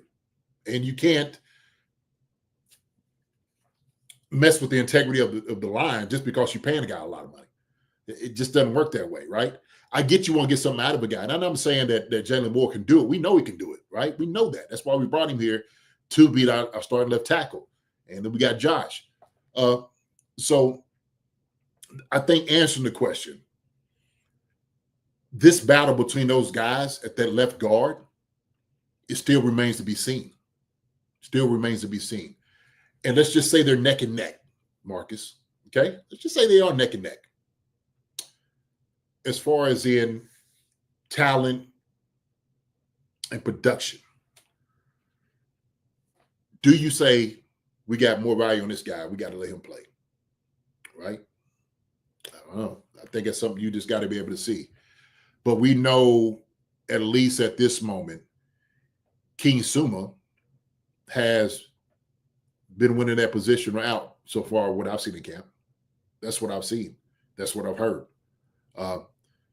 Will this light a fire in its tail? Absolutely. Nobody wants to. Look, King Suma he's supposed to be the starting left tackle last year, right? So all of a sudden he's moved down. Joe Tooney's gone out of here. He's like, okay, now I got me another spot to take over. And so you got somebody else right here breathing down your neck. So this is what camp's all about, man. It's competition, brother. It is competition. So we just had to see. We just had to see. But that's why Andy was like, hey, man, we just let him play. It'll all play out. It'll all work itself out, man. So I'll do much of a better evaluation when I get up there to see how these guys are actually flowing. And it's important to see, not just on the 907, the block and one-on-ones on team, how the communication go with all the guys, right? Jaylon Moore is actually getting there. King Suma has been here. And so the difference in this, Marcus, here's the difference. Even though Jaylon Moore has a lot more experience, it still counts what a guy knows for the offense that you run in the system. You still got to see how a guy's he's going to execute against like a twist and blitzes, or guys picking it up, right? Are you making the calls? Are we sitting over tackling the fan? Am I looking all the way out? Do I know that my tackle is going all the way out? Because now also, too, you got to help this guy that's over to the left of you. You got to help him. Why? Because he's a young guy. That's important. Is this something that Jaylon Moore may know more than King Suma? Things that he's seen? Possibly. So, yeah, man, that's good. What retort I had to a lot of people who were saying, well, Jaylon Moore's making $16 million, you got to play him, right? That's fine and all, but like King Suma was a second-round pick, right? So like he may not be making $16 million a year, but still a high draft pick that you're not gonna that the second year in a row you're gonna put him as the reserve guy. I mean, I feel like second-round pick is, in a way, it's not exactly equivalent to $16 million a year, but that's pretty high. High, man. Shoot, you expect a guy like that second-round pick to start? Yeah, for real. Period. That's what you think. You brought him in because you're thinking the first, second round, absolutely third. These guys are getting playing time. They are starting. They are playing. We're not bringing a guy in the second round to ride the bench. He ain't doing that. He ain't carrying the little water cart out there to give guys water. He ain't doing that. This guy's coming out there to go play, man. So Rich Cooper said best five as it should be. Absolutely. No, I don't care how much guys make it. If a dude's not getting the job done, that's just what it is. But both these guys are capable. We know that. They are. So I saw one comment from Witchy Hall. It's very interesting, actually. Sorry. It was pretty much saying that based on team. Okay, yeah. I wouldn't be surprised if the O-line changes for certain opponents. I mean, it's not. That's interesting, right? To have a six-man type of guy that you can plug and play if you want to. But with all offensive line, I mean, you could speak to this. You need cohesion. It's not like basketball. You can change up your starting five versus teams you play. You need cohesion on the O-line. You do need cohesion, consistency. To hear the same voices all the time. But that's the good thing about what offensive line, what they do breed and what they teach, is everybody being on the same page. So even if a guy does leave, or gets hurt, the next guy that comes in shouldn't skip a beat. He knows every call. He knows how to make every adjustment. They know exactly what to do. Why? Because they're in the meeting. They all being taught the same way. That's the way it works. So does that mean that for each opponent, certain opponents, will you change? I don't know. That, like you said, the cohesion and the consistency, you don't want to mess that up, right? So it's like the same thing. Like if you're making a nice soup, right, if you will, and you want to try different things with it, okay? You need consistency there for it to taste good. Everybody likes the way it tastes, and you want to, let me just change it up here. And everybody's like, what'd you do to it? It's like, what do you mean? Like, you did something. I don't know, you did something a little different, right? My daughter would say that, I don't know, you did something different. What'd you do? And she'd be like, okay, I didn't put this and I didn't put that. And you could find that in, an offensive line. I mean, this is an orchestra. Everybody has to be on the same page, sounding the same thing. New seasoning. Yeah, that could, you might be like, I don't like that. I didn't like that one. So, are we referring to Susan soup? No, Susan makes some delicious soup, and she's consistent with it too. She's consistent. She's consistent. You need to be consistent. That's more of the story. The whole point. You need to be consistent. Yeah, Brian trying to get me in trouble. Look at you, Brian. Look at you, Brian. Really? Yeah, so I mean, that was interesting thing there with the offensive line. Because so far, up until Tuesday, it's been the same guys going out there every day, and then you got a 50-50 split between Jaylon Moore and our guy Kingsley Sumatia. So, but let's keep going back to this. It's such a great problem to have. It is. Because if somebody, let's say, Juwan has been banged up, starting on PUP, whatever it may be, Jaylon Moore can move over to the right. Man, we are in a position that we haven't been in a long time, Marcus. Seriously. that we wonder like, oh man, who's going to start because everybody's good, right? And I get we got a lot of youth on the left side. I understand that. Okay, and that takes into account as well. It does. It does. But if you trust guys, right? We got to go back to trusting relationships, okay? Especially on a football field. You got to know that guys beside you can get it done. Guys behind you is going to get it done. Guys on the other, everybody's going to get it done. And being on the same page. And how it works, we correct each other. We correct each other. So when I talk and I messed up, I used to go all the time. My tight ends up, yo, hey man, how come you didn't make that call? Me and TG be like, you didn't make that call? Or I say, B. Waters. I remember B. Waters yelled at me one day because I didn't make the call on time. Come on, JD. I say, hey man, don't be yelling at me. Shoot. Hey, it's like we switched it up. We ain't supposed to switch it up like that. So things like that. But me, same thing. Me and Willie Rowe, the guys will make calls. You just hear it, you know it, and you echo it down the line. Everybody's hearing it. Trent, hey man, we make it check. Everybody's listening. Everybody's got to be in tune to what's going on. And if you don't know, hey man, what was that? What was the check? Right? Sometimes you might get an answer, sometimes you don't. I think it's so funny about this whole Jaylon Moore situation. It's like if you look at fans on Twitter, it's like the first when we start off training camp and Jawan Taylor was on PUP and it's like, oh, Jaylon Moore's getting some right tackle reps, and then now it's the following week. Now Jaylon Moore is fighting for the left guard spot. So many fans. Jaylon Moore is like this guy that everyone's kind of pushing the starters, and it's like, oh, is he the right tackle? Could be the left guard. It's like every week's a new position for Jaylon Moore can take. It started off at left tackle months ago. Now we see Josh Simmons kind of making that role. It's like, oh, maybe he presses Jawan Taylor. Okay, maybe he presses Kingsley for that left guard spot. The poor guy's being penciled for everybody's a sweetheart pick for all these different positions.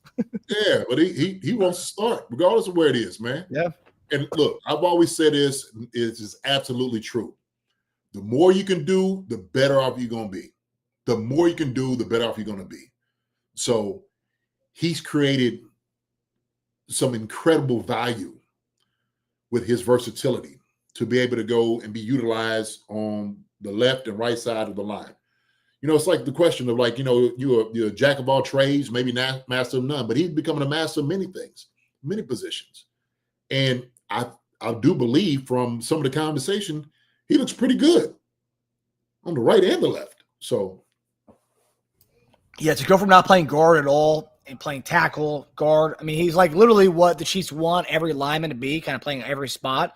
He's literally he fits the profile of a Chiefs offensive lineman to be able to play left guard, tackle, right guard. He's doing it all. And honestly, if he doesn't start, but we know he can do all those things, that puts us in a great spot because we've seen it. We've been going to the playoffs every year. We see that we always have problems in the playoffs with injuries to the guard or tackle spot. And so, he's going to be a godsend for us one way or the other. And if everyone stays healthy, hey, he's a guy as a rotational piece potentially. Yeah. Beautiful. It's a beautiful spot. So yeah, Brett Veach has done a masterful job with everything. Mm-hmm. All right, so JD, you mentioned Brashard Smith earlier, and we're going to get to Brashard Smith right now.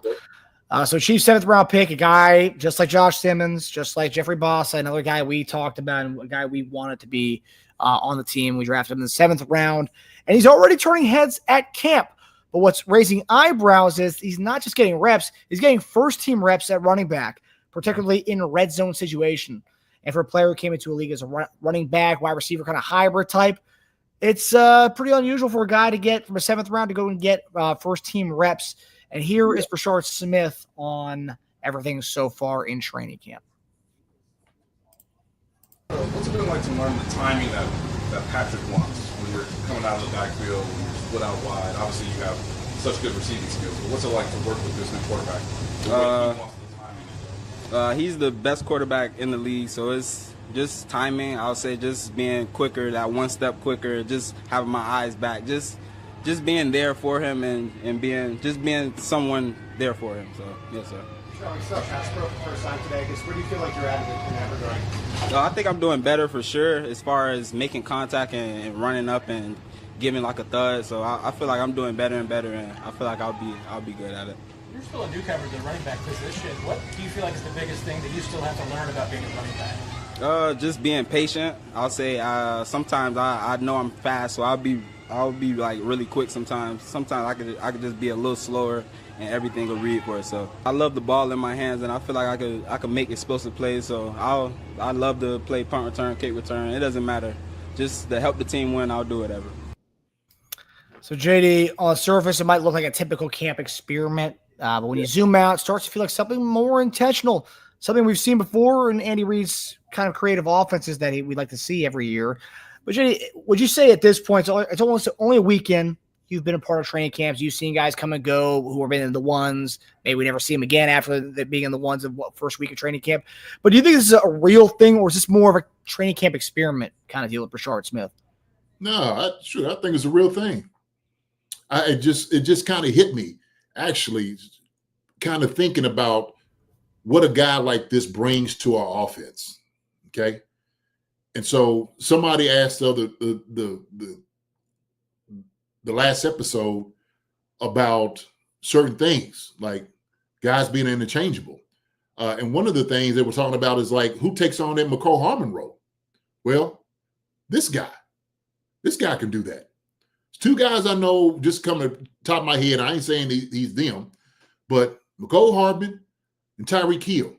The guys had to learn, in this offense that was able to eat.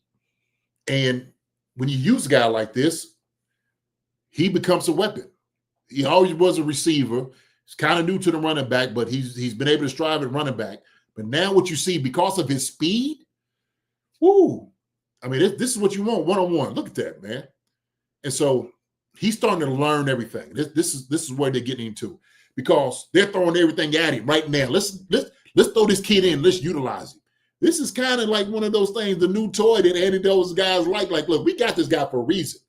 Okay, he's another one of those draft steals. He is.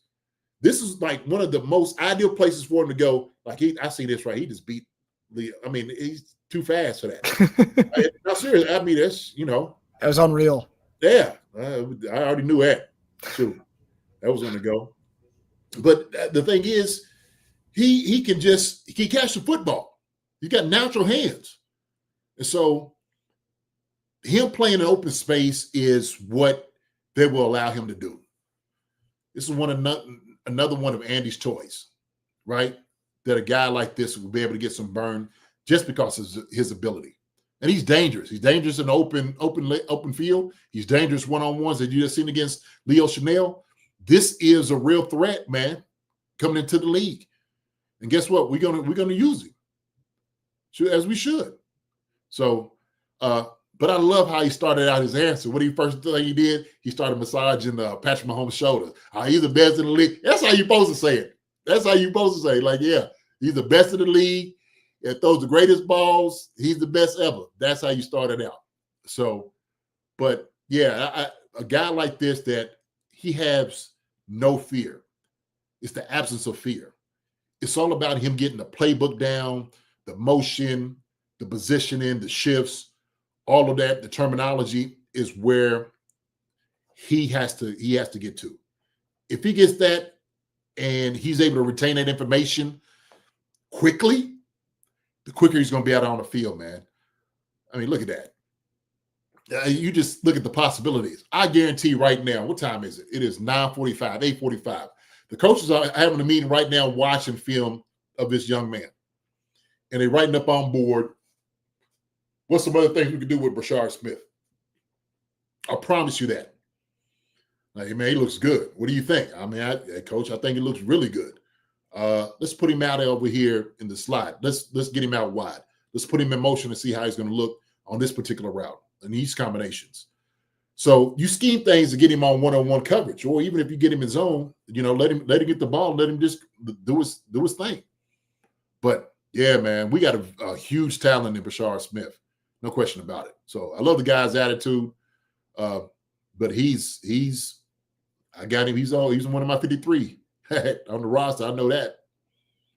So I mean, yeah, the linebacker he was going against there was Brandon George, who was one of the more athletic guys, that we signed. I remember a lot of people were excited about Brandon George, but I mean, he made him look like mincemeat there on that on that play. That little stutter before he just took off on that route. Yeah, Brandon George ain't got that speed. No. Yeah. But that was one of the things we said about him, right? We drafted him, was like there was not many teams that could take on a guy like him. And once we got him, it was like, okay, well, he's like a mismatch because you can go have him in the backfield, motion him out there to empty sets. Who's gonna be guarding him? The linebacker? You're guarding this dude? I mean, look at this. That's what happens when a linebacker guards him. That. Yeah. Good luck. He's beat. He's beat out the backfield. So once he learns man zone and he knows this man, he ought to win each and every time. Pat, once he sees it, he knows this is my matchup. This is who I go to. So, and then just throw the ball to him, let it get busy. So, like I said before, this is just another, reemergence of like McCole Hardman or Tariq Hill, and all those different guys that you want to be able to use. Something like CEH, what you wanted to do out of the backfield, things like that, of that nature. This is another thing like Jet being able to catch the ball out the backfield. You can line this guy up anywhere, man. He should be able to be successful. So, yeah, it's like a McCole Hardman, Jet McKinnon kind of hybrid. Obviously, he kind of addressed in the soundbite about a pass protection. He says he kind of needs to initiate the contact more. And what should you make about that? Because that's a big part of it, right? He's gonna be a third down back. That's a huge part of the pass protection aspect of it. What should you make of his answer to that? He just knows he got to get better. That's major. Because if you can't block, we can't put you in there. PM15 is back there, man, and somebody's trying to take his neck off. You got to make sure you stand in there, and you're gonna take the blow for him. That's what you got to be able to do. And so he knows he got to bow up, man. Straighten your back up. You got to hit somebody. Hit him right here, right at the mustache. Okay, catch him right there. Let coaches see you do it a few times. Okay, that'll get you on the field a little bit faster. That'd be really impressive. So. He can do that all day. That's easy. But that right there is easy. The hard part is if you are going to be a third down back, can you stand in there 10 toes and actually take on a charging linebacker, blitzing linebacker, okay, and bloody his nose? Can you do that? That's what I want to be able to see, and that's what the coaches want to be able to see. And Marcus, if he can do that, man, you don't see a new sheriff in town, man. Yeah, I'm with you. And the thing I love about this play, it's two different angles of the same play. Look at him, like, you can see the receiver in him. Not saying that running backs can't do this, but look, as a play breaks down, I love that he, continues the scramble drill. He sees Mahomes kind of breaks out of his spot, and his route's obviously supposed to stop right there, and then he just comes right back in as he sees Mahomes kind of go up the field. Yeah, that's what I was kind of looking at. I was trying to read what they were doing defensively to see, maybe this is something that he's coming out of, is kind of unsure, you know what I'm saying? But he's still kind of, they tell you like kind of move. So you got to be more pronounced on these things. But yeah, that's good for him just to like, hey, and I'm sure they told him like, man, just get open. At a certain point, and they have obviously rules to the scramble drill. So once he gets to that point where he's not really thinking about it, it's just second nature. That's where he's going to really be dangerous. Yep. Yeah, Yuck Food Tube 2.0. Now I want to go watch Brian Westbrook films. Smith feels like a Westbrook McKinnon hybrid. If he's my Brian Westbrook, man. Man, I don't know. That's true. Westbrook was a bad boy, man. Hey, go watch it. Hey, go watch his video. Go watch it anyway. You're gonna be pleased with Westbrook for sure. He can do it all. But I like that. I like he's like Westbrook McKinnon hybrid. You could say that for sure. I think Jet, both of them are a little bit bigger and stronger than him. So that's the only thing about it. So yeah, Westbrook was stout. Yeah, heck yeah. Sure. Yeah, low center of gravity. I mean, and Westbrook, again, these are guys, McKinnon, obviously we know about McKinnon, but Westbrook, both those dudes were guys you could leave in there all three downs because they could pass block. I mean, they could do it. They could literally do it all. So that's something that, he's a seventh round pick for a reason, right? He can flash. He's fast as heck, but there's elements of his game he needs to improve on. And the pass protection is one of them. And obviously, they know that, and he knows that as well, as if he wants to maintain that third down back role. Mm-hmm. It was a lightning at the bottom. That's for sure. G Pick said that right now at the bottom. Yes, sir. They hit one with this one. But yeah, man. Hey, look.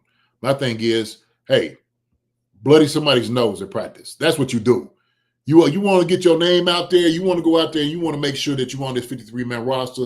Not only just on the roster, but you want some plays called specifically for you. Go take somebody's chin strap off. That's what you do. Go in there and light somebody up.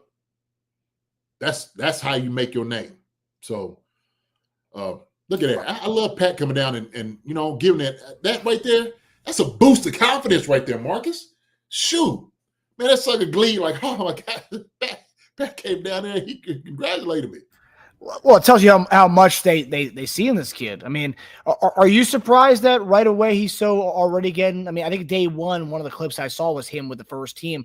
Are you surprised how early they're getting him involved with the first team? I mean, 7th round picks, usually they're with the second or third team. It's crazy how right away he's already like, and I know he's a Swiss Army knife, he can do a lot of things, but are you surprised? I mean, they said, let's try it. Why not? I mean, you see him up in OTAs, and if he look good in OTAs, throw him in there, see what he's learned, see what he's retained. Hey, what do you think about this, Brashard? What are you going to do on this? And if he's coming with all the answers, hey, coach, hey, he's ready. Put him in there. Let's see what he can do. And that's how it goes. Andy be like, yo, put him in there. Let's see what he can do. Brashard, get in. He's like, oh, he's trying to find his helmet to get in. First team, and now you perform? Nah, I'm not surprised at all. All it counts is, man, if the guy can do it, that's all you need to see. This ain't college. This ain't high school. This ain't about seniority. This is about productivity and talent. This is what this is about. It's about what a guy can do, what he can bring to the team, to make it a championship team.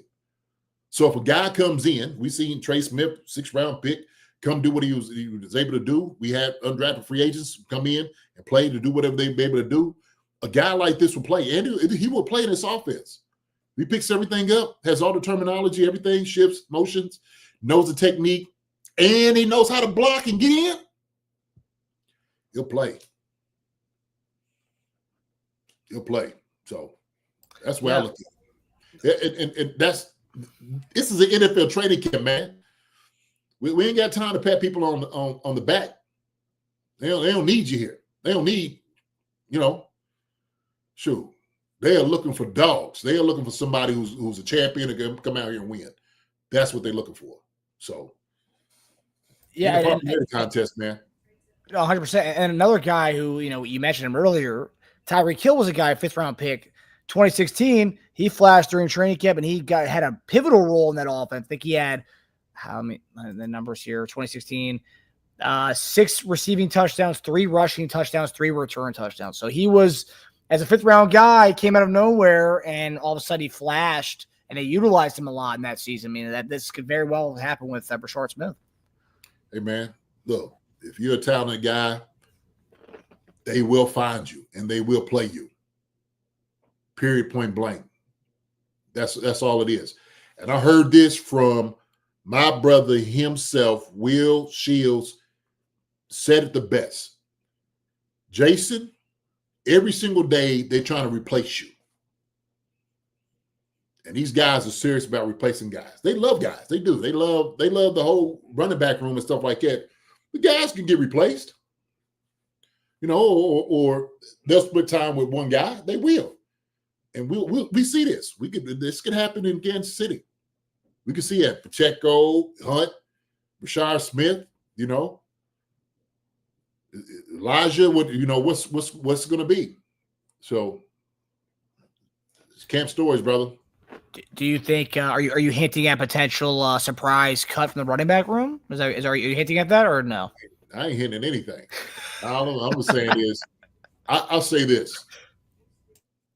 I do believe we're going to carry 4 running backs. I think we're going to carry 4 RBs. I will say, I've seen Brian Hwang here say Elijah Mitchell not making the cut. I haven't heard much on Elijah Mitchell. I haven't really seen a lot about him, and I don't know if it's just he's not a sexy name, but I haven't really seen a lot. I'm curious when you go to training camp what you see from Elijah Mitchell, because I just haven't seen a lot or heard a lot. Man, he's trying to pick everything up. He's just getting here like everybody else, man. So, all that could turn. All it takes is for guys to start dropping balls and become unreliable. For the coaches like, oh, wait a minute, hold on. Maybe we gave him a little bit too much too early. So, yeah, I ain't counting anybody out right now. Too early for all that. Seriously. Yeah. I don't know if you heard JD, but my guy Eddie Chaplicki got cut today, the punter. Chaplicki oh no, they got rid of Chaplicki. Marcus. Gone too soon. That was your horse. That was my guy, yeah. Yeah, guy, Marcus. Oh man, Chaplicki. They have gotten rid of it. Yeah. But it tells you one thing. It tells you Ariza obviously came to camp and kicked butt if they cut Chaplicki so early. Ariza was like, it ain't happening. Yeah, it's not happening, and that's how it's got to be. It's true. Yo, man, you talking about food on the table? It ain't happening. Can't happen. I love you, Chaplicki, but you want to take that somewhere else. Hey, guess what though? Chaplicki's gonna be there if they need to. For sure. Yeah. So yeah, they know what they got. What do you mean? Ray Guy Award and what he won? I know. The way Tote was talking about him during mini camp, I was like, man, they really like this kid. But last year they cut Ray Cow during training camp. He ends up going to Cincinnati and having a really good season. So same thing could happen with Chaplicki. He could go elsewhere and dominate. But Ariza's good. It's a great problem to have a guy who came in and battled it out. It is, but I tell you what, I would find some troubling if I heard a coach talk bad about a guy, when you ask him a question on the mic. Yeah. You know what I mean? He's going to be the best thing since sliced bread. Oh, man, he's booting it out to the moon. That's what he looks like, man. He's putting it where we asked him to put it into. Hey, can you come in and bring your playbook? I mean, it's NFL, man. It's the NFL. And so it is about consistency. It is about consistency. So the reason might have been up there late at night, man, punting in the dark with a blindfold on. Seriously, trying to get it right. Well, and it also, good point. It also tells you take what coaches say with a grain of salt because they could talk about the guy being the next future first ballot Hall of Famer, and then like this Chaplicki situation, 3 weeks later he gets cut. Like not even first week of training camp. So, we like seeing the press conferences and the clips that the coaches say about guys, but at the end of the day, what they say to you may not be the actual reality. They say to the media. No, listen, I'm sure he was impressed with Chaplicki. I'm sure he liked it. I'm sure he loved it. But there's another guy that's been here that, we can rely on. And so we ain't got time, get a guy out there, Shanks McGree, put it over somewhere else. It's too much on the line here. So, yeah. And I like what Brian Holmes said. I don't think we are punting much this year. I don't think we are either. And we should. So. Yeah, no, the punter, stay on the sideline, just hold the ball for Butker. That's all you need to do this year. The rhythm, man. That's what we need to do. So I want to wear him out there more than anything else. So from one mini camp hopeful, which was Chaplicki, to another. So a guy that we heard a lot about during training camp was Tyquan Thornton.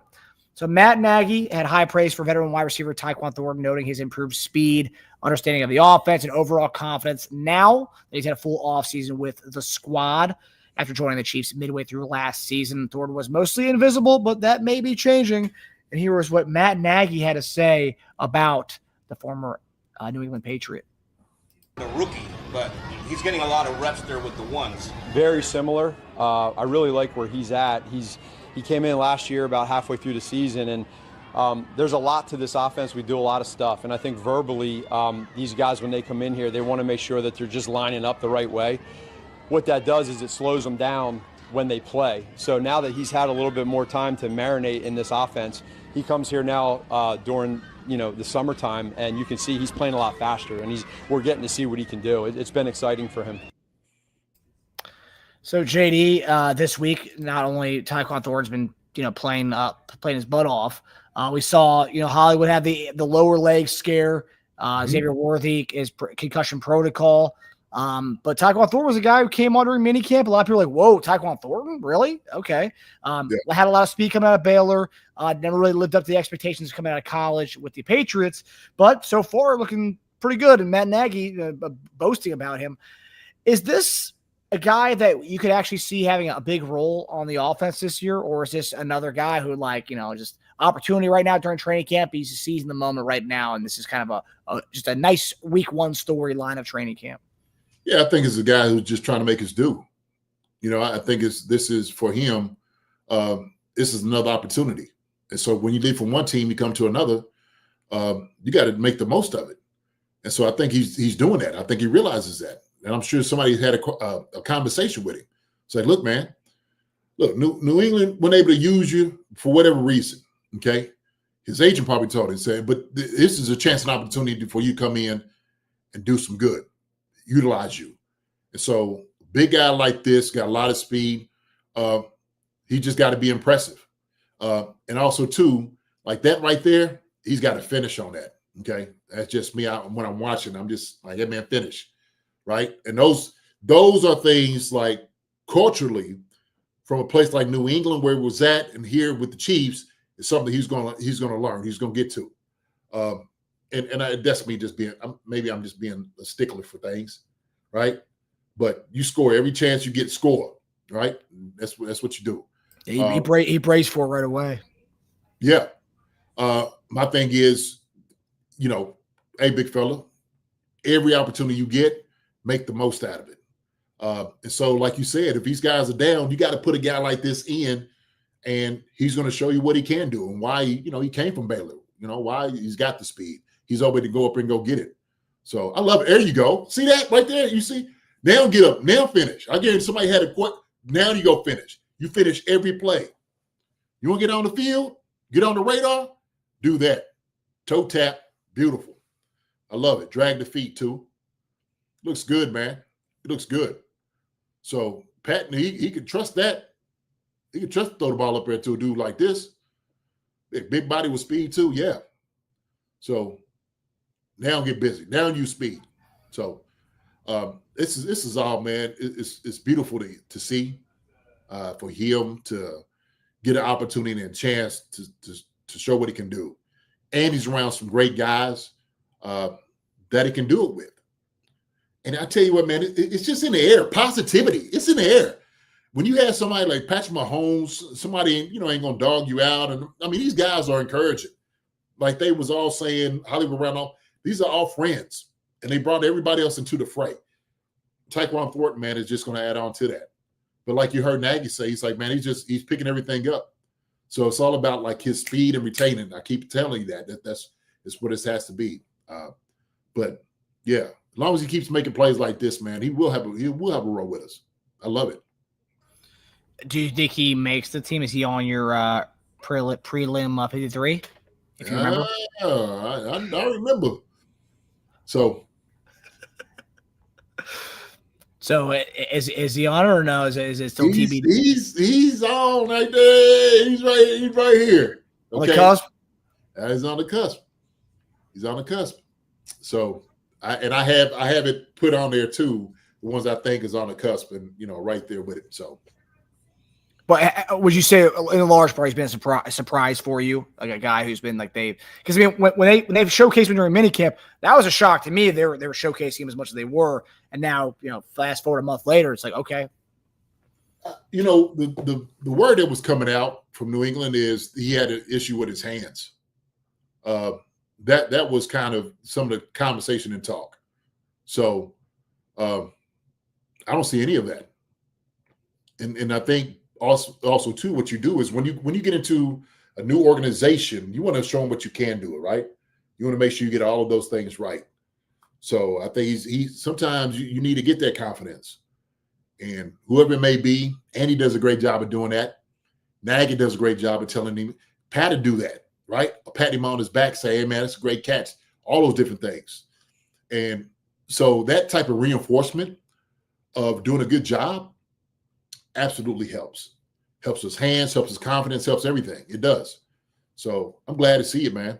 I'm glad to see it. So that's all I've heard was just great things in camp about him, man. Seriously. Yeah. One of the things that I saw someone post I think it was from last year or 2 years ago. It was a New England Patriots page, and it was like, oh man, like Tyquan Thornton's tearing it up during training camp. And then when it came to the season, it was a little bit of Dr. Jekyll, Mr. Hyde kind of thing where he wasn't the same guy from training camp when the season started. But again, New England Patriots have had some pretty, let's just say, not Patrick Mahomes quarterbacks back there. Abysmal. Yeah, you can say it. No, I'm gonna say it. And the guys been okay, but offensive wise, they ain't been tearing it up. So yeah, that's why Juju back down here where he is, and he's doing a-okay. Exactly. Yeah. Oh, Juju's done. I remember when he came back. Even some of the people out here, man, and Chiefs fans. Oh, he's done. Juju. Hey, man, we ain't asking Juju to catch 100 balls. We're not. Juju has a role here. And I sent it out there. I said, man, he's the elder Shaolin monk. You know, that's what I put out on the tweet. That's what he looks like. You know, you go to Shaolin, you see those jokers right there, man. They had, you know, the staff and all that. That's who Juju is. This guy's right. He's our leader. Yes, he is. You know, Andy was saying that, but I'll say that. Yeah, no, you have been saying that Juju is the leader of the receiver room. Papa, who's number 2? Who's number 2? That's Tyquan Thornton. Good to see you. You gonna come down and see me? Come say hi. It's Avery, right? Yeah. It's great. But yeah, I mean, if Tyquan Thornton makes a team, especially, it's again, we talked about it earlier. It's never a bad thing to have too many guys who can catch a football and make plays. And we've been lacking the depth in that receiver room, and now we have it. And you know, in a week that we saw Hollywood Brown potentially go out with that injury, thankfully it wasn't that bad. And then Xavier Worthy's concussion. It's a good thing to see guys like Tyquan Thornton stepping up and really seizing the moment. Another guy seizing the moment, Jimmy Holiday apparently stepped up too during the week. Mm-hmm. Uh-oh, a guest of honor. What's up, buddy? What's up? Say hi to Marcus. Hi, Marcus. What's going on, Avery? How you doing, buddy? Good. Good. Say hi to everybody else. There's a lot of people in there. Say hello. What's going on, man? Nothing. When'd you get here? A couple minutes ago. Did you? Okay. All right. There we go. So they can't see you. Sitting down too like. So we're going out there, aren't we? So we go. So we are heading down to training camp. So you're gonna be hanging out with Papa. All right. There you go. That'll be fun. Yeah, it's gonna be a fun time, glorious time. So we're gonna be able to see Patrick Mahomes, Travis Kelce. Who else we're gonna see? Chris Jones. We're gonna see all the tight ends, all the running backs. Who you want to see? What position? You got a position you want to see? Wide receiver. Wide receiver. Okay, wide receiver. So that's what we're gonna go see, man. We're gonna see the wide receiver. That we're going to talk about that. That's like one of the positions that we were talking about going to go see. Okay. So hey, man, you heard it here first, right? From the mouth of babes. That's what it is. So look at Stu. Stu's on here. Say hi, Stu. Hi, Stu. So yeah. So that leads to our final question here, JD. So you guys are going to training camp. It's gonna be a fun weekend for you all. You guys mentioned some of the position groups you want to see, but JD, when you go to training camp, obviously there's gonna be a lot of things you want to see and look at. But if you could boil the list down to the top 3 things you are going to be looking at, position battles for specific players, what are the top 3 things you're going to be looking at when you guys head there this weekend? Let me see. Top 3 things we're going to be looking at when we get there, right? Okay, so we talked about the wide receiver, okay? So wide receiver group, we're going to be seeing who's going to come out of that, what's going to look like. We just talked about Tyquan Thornton. We talked about, obviously, some of the younger guys, Jaylon Moore, hopefully Rashid Wright. You know, well, not Rashid, but we're talking about Hollywood Brown, Xavier Worthy, hopefully back on the field. I know they're off tomorrow, so they'll get a little bit of, you know, break. Get to see the what's the name of it? The game, Hall of Fame game. Hall of Fame game, yep. Shout out right now to my boy Jared Allen for getting in to the Hall of Fame. My brother, when I talk to you, congratulations. I'm sorry I'm going to miss it, but hey, man, much success to you for all the things that you've done. Just a very good dude all the way up and down, man. Good dude all the way. So, but I just wanted to give that little shout out to my brother, Jared Allen. But wide receiver for sure. Number 2, what we're going to be looking for, obviously, Josh Simmons. Tackle. He's a tackle, Okay, so he's the one protecting Patrick Mahomes. You know, offensive lineman. So we're gonna be doing that. Seeing how he looks. Running backs, RBs, running backs. Okay, they got a very talented kid named Brashard Smith. We got Isaiah Pacheco, Kareem Hunt. Okay, Elijah Mitchell. So we got some good guys there. Carson still on this new map too. Somebody said Carson's still out there. Then of course we can go watch my position. What's my position? Tight end. Oh yes, sir. Tight end. That's right. So we got to go see those cats. Okay, the tight ends. We got to go see them do it. All right. Okay. So we'll talk to them. Obviously, Travis Kelce, Noah Gray, Jared Wiley, Robert Tonyan, and Jake Bringenstool. We're going to go over there and go holler at them, see how everything looks, and see what's up. Then we got to go on the defensive side of the ball. You know, we got to go see defense at least, right? We got to go talk to them. Okay. So we had a couple of guys on the show. All right. So we're going to see some of the guys we had on the show. You know, Najee Johnson. We're going to go see Mike Pennell. We're going to go see somebody said Major Williams. That's true. I haven't heard much about Major Williams. So that's another guy I want you to check in on. Yeah, I haven't either. We're going to have a few guys we need to go see. So defensive line, you know, because this is what Papa used to play a long while back in college. Defensive end, okay? So I used to hit jokers like that hard. You know, I was to do the same thing. Actually, and on that note, actually, Ashton Gelati's mom actually told me to tell you to come find her at training camp. She'll be there this weekend as well. Oh, absolutely. I would love to. I'd love to meet her. So, you know, I told him, you know, my niece, she went to U of L the same time Gelati was down there. So definitely got to go see them. LBs. We got to go check out the linebackers. Nick Bolton, middle linebacker. Leo Chanel, Drew Tranquil. Okay, they got a guy named Bassa. He's a good guy out there. So that's what we're going to go see, man. Secondary, all the fast guys too. Okay. Cornerbacks. You got to say it loud. They can hear you. Say, what is it? Cornerbacks. We got to go. Okay. So all those guys, we're going to check everybody out. So we're going to go out there for 2 days. It's going to be a 2-day thing. Right. So we're going to enjoy ourselves. Right. So offense one day, defense the other day. Yes. There you go. Yeah. Mm-hmm.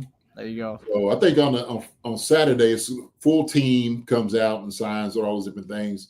I think Friday, I'm not sure who it is, but we're gonna catch up with all those guys, and we got to catch up with coaches too. All right, Papa's got to go talk to the coaches, see how everybody's doing. You know, go get the real deal from them, right? You know, they'll tell me like, "Hey, man," so we'll listen to some of that. All right, okay. Sound good? Okay. I'll tell you what, they can definitely use you. I saw some of the tight end one-on-one blocking drills and the linebackers today. Woo! They need some JD over there teaching them some stuff. What? They was getting heavy? Yeah, it looked kind of rough. Oh, okay. I think Tyquan actually looked the best of all of them. Did he? Yeah. All right. Well, good. We'll make sure we're gonna get it together. Okay. Sound good? Mm-hmm. All right. Right here. Tell everybody good night. Okay. Good night. Because we got to get up early in the morning, don't we? Yes, sir. All right. Love you. All right. I'll see you in a minute. Have a good time, Avery. Enjoy yourself, buddy. Bye. See you, buddy. See ya.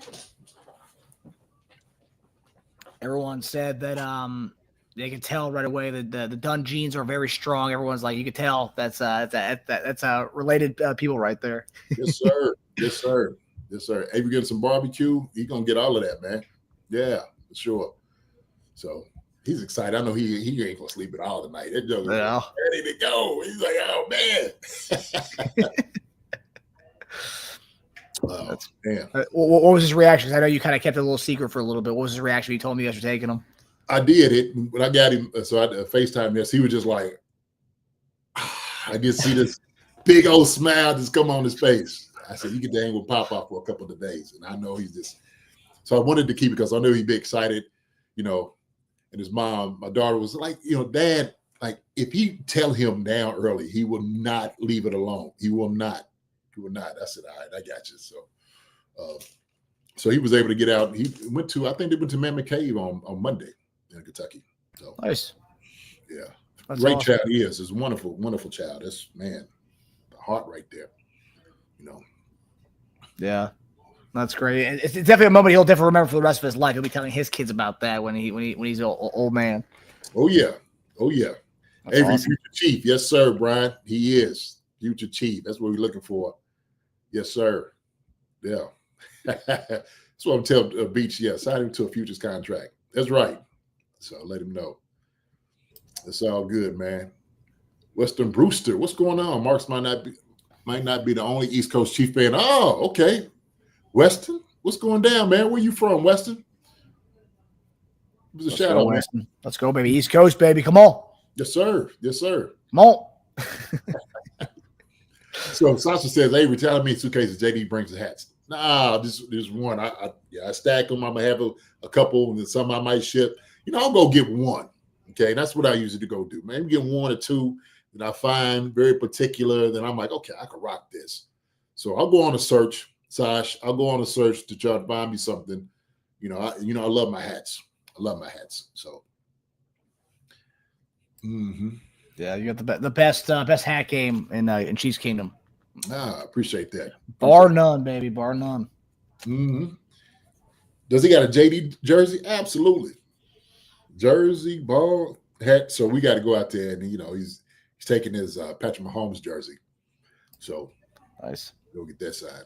There you go. But he got an 89, that's for sure. You know that. So repping Papa. There you go. Oh yeah. Yeah, Samuel Lofton, Avery, future Chiefs tight end. Oh yeah. Oh yeah. So man, so Marcus, I tell you what, we're talking about going out to camp, the 3 things we're gonna go see. I tell you, let's open up the waves real quick. How about we do that for about 10 minutes? Okay. Open up the airwaves. I know everybody's getting a little late here, but I want to talk to y'all a little bit.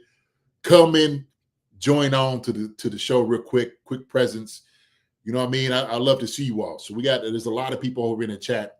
So if you would love to come on, we just sent you the link, all right, to come in, say what's up real quick. I don't care if you just want to come say hi, wave, hey, cheer it on. When you ask a question, please do. So, don't be shy.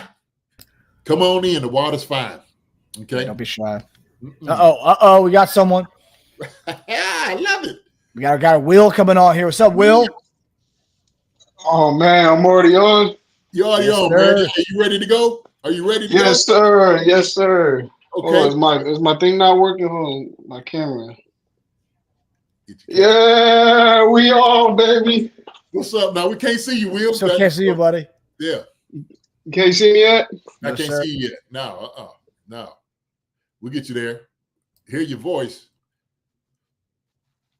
So you're excited. I'm excited to see you, man. There we go. Oh, my man, Will. What's going on? Yeah, what's going on? Oh, good, man. What's going down? You doing all right? Yeah, man, I'm doing great. Just listening to y'all, man. Just got off work. So, hey, Chiefs concerned. Let's go, baby. Sir. Yes, sir. All day it is, man. Yeah, always repping the Chiefs, man. My brother. There we go. That's how you post it. Even at work. Yes, sir. Yeah. So, man, I tell you what. Give me a name. I want you to give me a name that you have been surprised by so far from camp. All the things coming out of camp. What's a good name that you got that you're like, man, I know about this dude. So, what do you think? I probably had to go with the running back, Brashard Smith, man. Okay. I 7th round pick. I mean, I did not have a lot of hope that he was going to do a lot of stuff especially with how crowded the room is. You got Kareem, got Pacheco in there. He just signed a new running back from the 49ers, Elijah. Yep. It's a crowded room, man. But hey, when you got it, man, and he's got it. So he has an opportunity there. I'm hoping for him. I'm rooting for him because we need some speed, man, at that backfield. Now we got some bruisers. Right. Pacheco and Hunt, man, they be hitting people, but we need some speed back there, man. So I'm rooting for him. Look, that was a reason, and I'm gonna tell you for real, like Marcus and Tage was really like pushing to get this guy here, And they were. Yeah, we knew we needed speed. I was like, I was looking at other dudes, of course, and Marcus and them was like, man, Brashard Smith would be a great guy in this offense. I'm like, okay, I could feel that. And so he's here. And I'm right with you. They right with you. They said speed, we got it. Brashard's got speed. Oh, you see what he just did, with so that when Leo he got on top of Leo, that was Brandon George, the pit Brandon linebacker. George. Yeah, he ain't stand a chance. He ain't stand a chance. Well, he burned him up, man. He so did. Yeah, he did. He burned him up. But yeah, man. So do you get out there to the games or anything or training camp? You do any of that or what?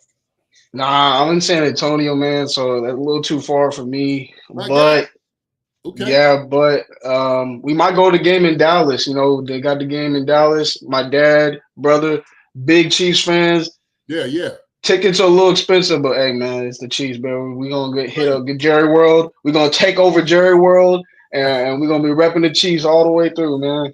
I know that's right, man. I want to go down for that game. Obviously it's the Thanksgiving time, man. I don't know. I would love to be there. I haven't been. That's the one stadium I haven't been at yet. Man, it's nice. I know it looks like it. Shoot, So we might have to own it after Jerry. He ain't been winning down there, man. And we need to go back to Dallas, take over, man. That's right. That's a fact. My man. I appreciate you, man, coming on, my brother. Seriously, man. Yes, sir. Anytime, man. San Antonio, man. That's home of Priest Holmes, man. Priest Holmes. Yes, sir. Yes, sir. Yeah, 3-1. Let's get it. Yes, sir. Yeah, I appreciate y'all, man. I'll let y'all get someone else on here, man. All right, Will, man. Good seeing you, my brother. Good seeing you, Will. Sir. All right. Take care, man. All right. Love y'all. Chiefs concerned, baby. Man, love you too. Love you too, brother. Love you right back, brother. All right. Good deal, man. What's up, Will? We have two more people on waiting to get in here, JD. Okay. Who we got? Will was a breath of fresh air there, guys. We get our next guy. We got Rustus Android. What's up, Rustus Android? He says his camera is not. I guess he doesn't have one on his computer, so we're going to do a thumbnail. That's all right. Rustin Android, can you hear us? Can we hear you? Rustus Android, your mic is muted, buddy. Oh, there we go. Can you hear me now? Yeah. Yes, sir. All right, there it is. Sorry, man. I'm like an IT manager, and I didn't know to unclick my microphone. I'm a moron. No, you're excited. You're excited to get on, man. We're excited for you coming on, brother. How you doing? You doing all right? Doing good. Yeah, I've been following you guys since last year. I got back into the Chiefs, and I found you guys like right away. So I don't always post or anything, but I'm watching there, lurking in the background, seeing what's going on, getting your opinions on everything. My God. So it's fun. It's been fun. I've been really enjoying you guys. Well, good. I appreciate it, man. And appreciate it, man. Like I always say, man, we do this because you are. We do. I can run my mouth all day, but talking to you all, giving you some information. That to me is like that's my joy. It really is. So no, it shows and it's fun. It's infectious because like it carries on. That's why I watch. And then you guys have on. I've even been watching some of the old stuff you guys had on. A bunch of people like Priest Holmes. You guys had on X Factor and all that stuff. So it's good going back and watching your old stuff too and listen to those guys. I don't know if those guys come on anywhere. You know what I mean? Like Priest doesn't go anywhere. No, right? No, he's not doing. He came on here, and you guys were trying to get him out, and he kept talking. I'm like, stop it, man! He's trying to talk. Look, that's our brother, man. When we get, and it's like this, when we get back with each other, you know what I'm saying? It's hard to just let go. And he's like, man, we're doing the show, but it's always a great reunion. All those guys. As a matter of fact, so I was looking at some of that old film, like you were talking about. I'm just like, man, it look grainy. We went up to date. We're going to have to bring them back for a rewind. Same thing with Dante, Priest, Rofe, all those guys. We're going to bring all those dudes back, man. No, you definitely do. That was fun. That's a fun thing to watch. It'd be interested to hear what they think about, going into this season compared to last season type of stuff. So, but like I said, I do think I jinxed them because I don't want to stay on here too long, but man, I was like way back in the Schottenheimer days when I was young. Okay. Watching and then kind of quit for a while and then Montana came on and I had to watch Montana. Come on. You know what I mean? Absolutely. So got me right back into it. And then Schottenheimer left. And then I was like, it was just horrible after Schottenheimer left. Right. And then Vermeil came in with Trent Green and Priest Holmes. Yes, it was an exciting ride, man. Say it, baby. I was going and I was watching. And you can call me a fair weather viewer, I guess, but And then who was after Vermeil? Who was the guy that came in after Vermeil? We had Herm Edwards. Yeah. Herm came in. Not good, man. And then and I tried, but it was I just couldn't, man. And then life got in the way. Yeah. And then the last 4 years, I know the Chiefs are good because I've been hearing nothing about them, and I'm like, I really need to start watching or watching Mahomes, and kind of got into the highlights on YouTube, and I'm like, man, this guy looks amazing, and I need to start watching him, but I don't want to jinx him because every time I start watching him, boom. And look, last year, I'm good. I'm ready for the light show. Let's start watching them. And look, there you go. Look what happened, man. Yeah, no, see, everyone got it. Like you're saying, they made it to the Super Bowl, but everyone got injured, and then so I don't know. Brother, listen, hey, look, those guys are 15-2, like Marcus said. If they go 15-2 and you were jinxing them, hey, we'll take that all day long, man. We will. We'll take it all day long. One question for you, though. Yeah. Sure. Like Travis Kelce would ask you if you were on his show. Yes. What was your welcome to the NFL moment? Oh, man. What was my welcome to the NFL moment? I'll tell you this. It was training camp, rookie camp. I ran a seam route. Okay. Beat the linebacker. I catch one right over the middle. Perfect. Pulling in. And I safety. Absolutely ran straight through my jaw. And it was like, yuck. And I went to the ground. And I got up, took off running, still scored. But I was just like, the grandson, he can't hear me. I was like, dad, God. That was probably my welcome to the NFL moment. Because he had to take that shot, but that was the shots we was taking during training camp. And it was kind of that. It was kind of that, like one of the shot, like from one of those. And then I tell you, of course, I talked about Will Fuller. And I seen Will Fuller had hair all the way down his shoulder. Like I had never seen that. A Joker have hair, attached from his ear all the way down to the shoulder. So that was welcome to the NFL moment for me. Was that saving Mike Zordich? No, Mike, no. Man, I can see the dude. I can't think his name right now. Bald head. He actually got cut that year, I think. So he didn't make it. But he was on the last cuts. But yeah, man, that Joker ran. He did hit me. So it was all good. It was all good. Nice. I appreciate that, man. Well, keep it up, man. I'll let somebody else get on here, but love the show. Thanks for opening it up for us little peons here. Man, absolutely, man. Look, y'all are our family, Russ. You know that. Russ and Andrew, you are our family. We appreciate it. So thank you, man, for your contribution earlier also too, but also just giving in right now with that. Okay. Man, you take care, brother. So that it ain't gonna be, don't be a stranger. All right. You keep watching the Chiefs. It ain't on you. So those guys get it right. We'll see. I'll give it one more year. We'll see. All right. We'll see if they're not on fire this year while I'm watching them. I know it's me, so that's all right. Appreciate you, buddy. All right, guys. Take peace. You too.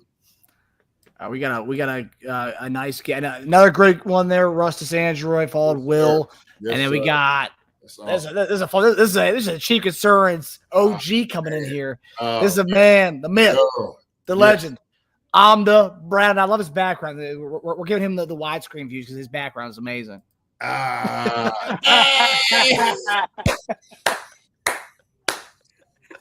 them guys.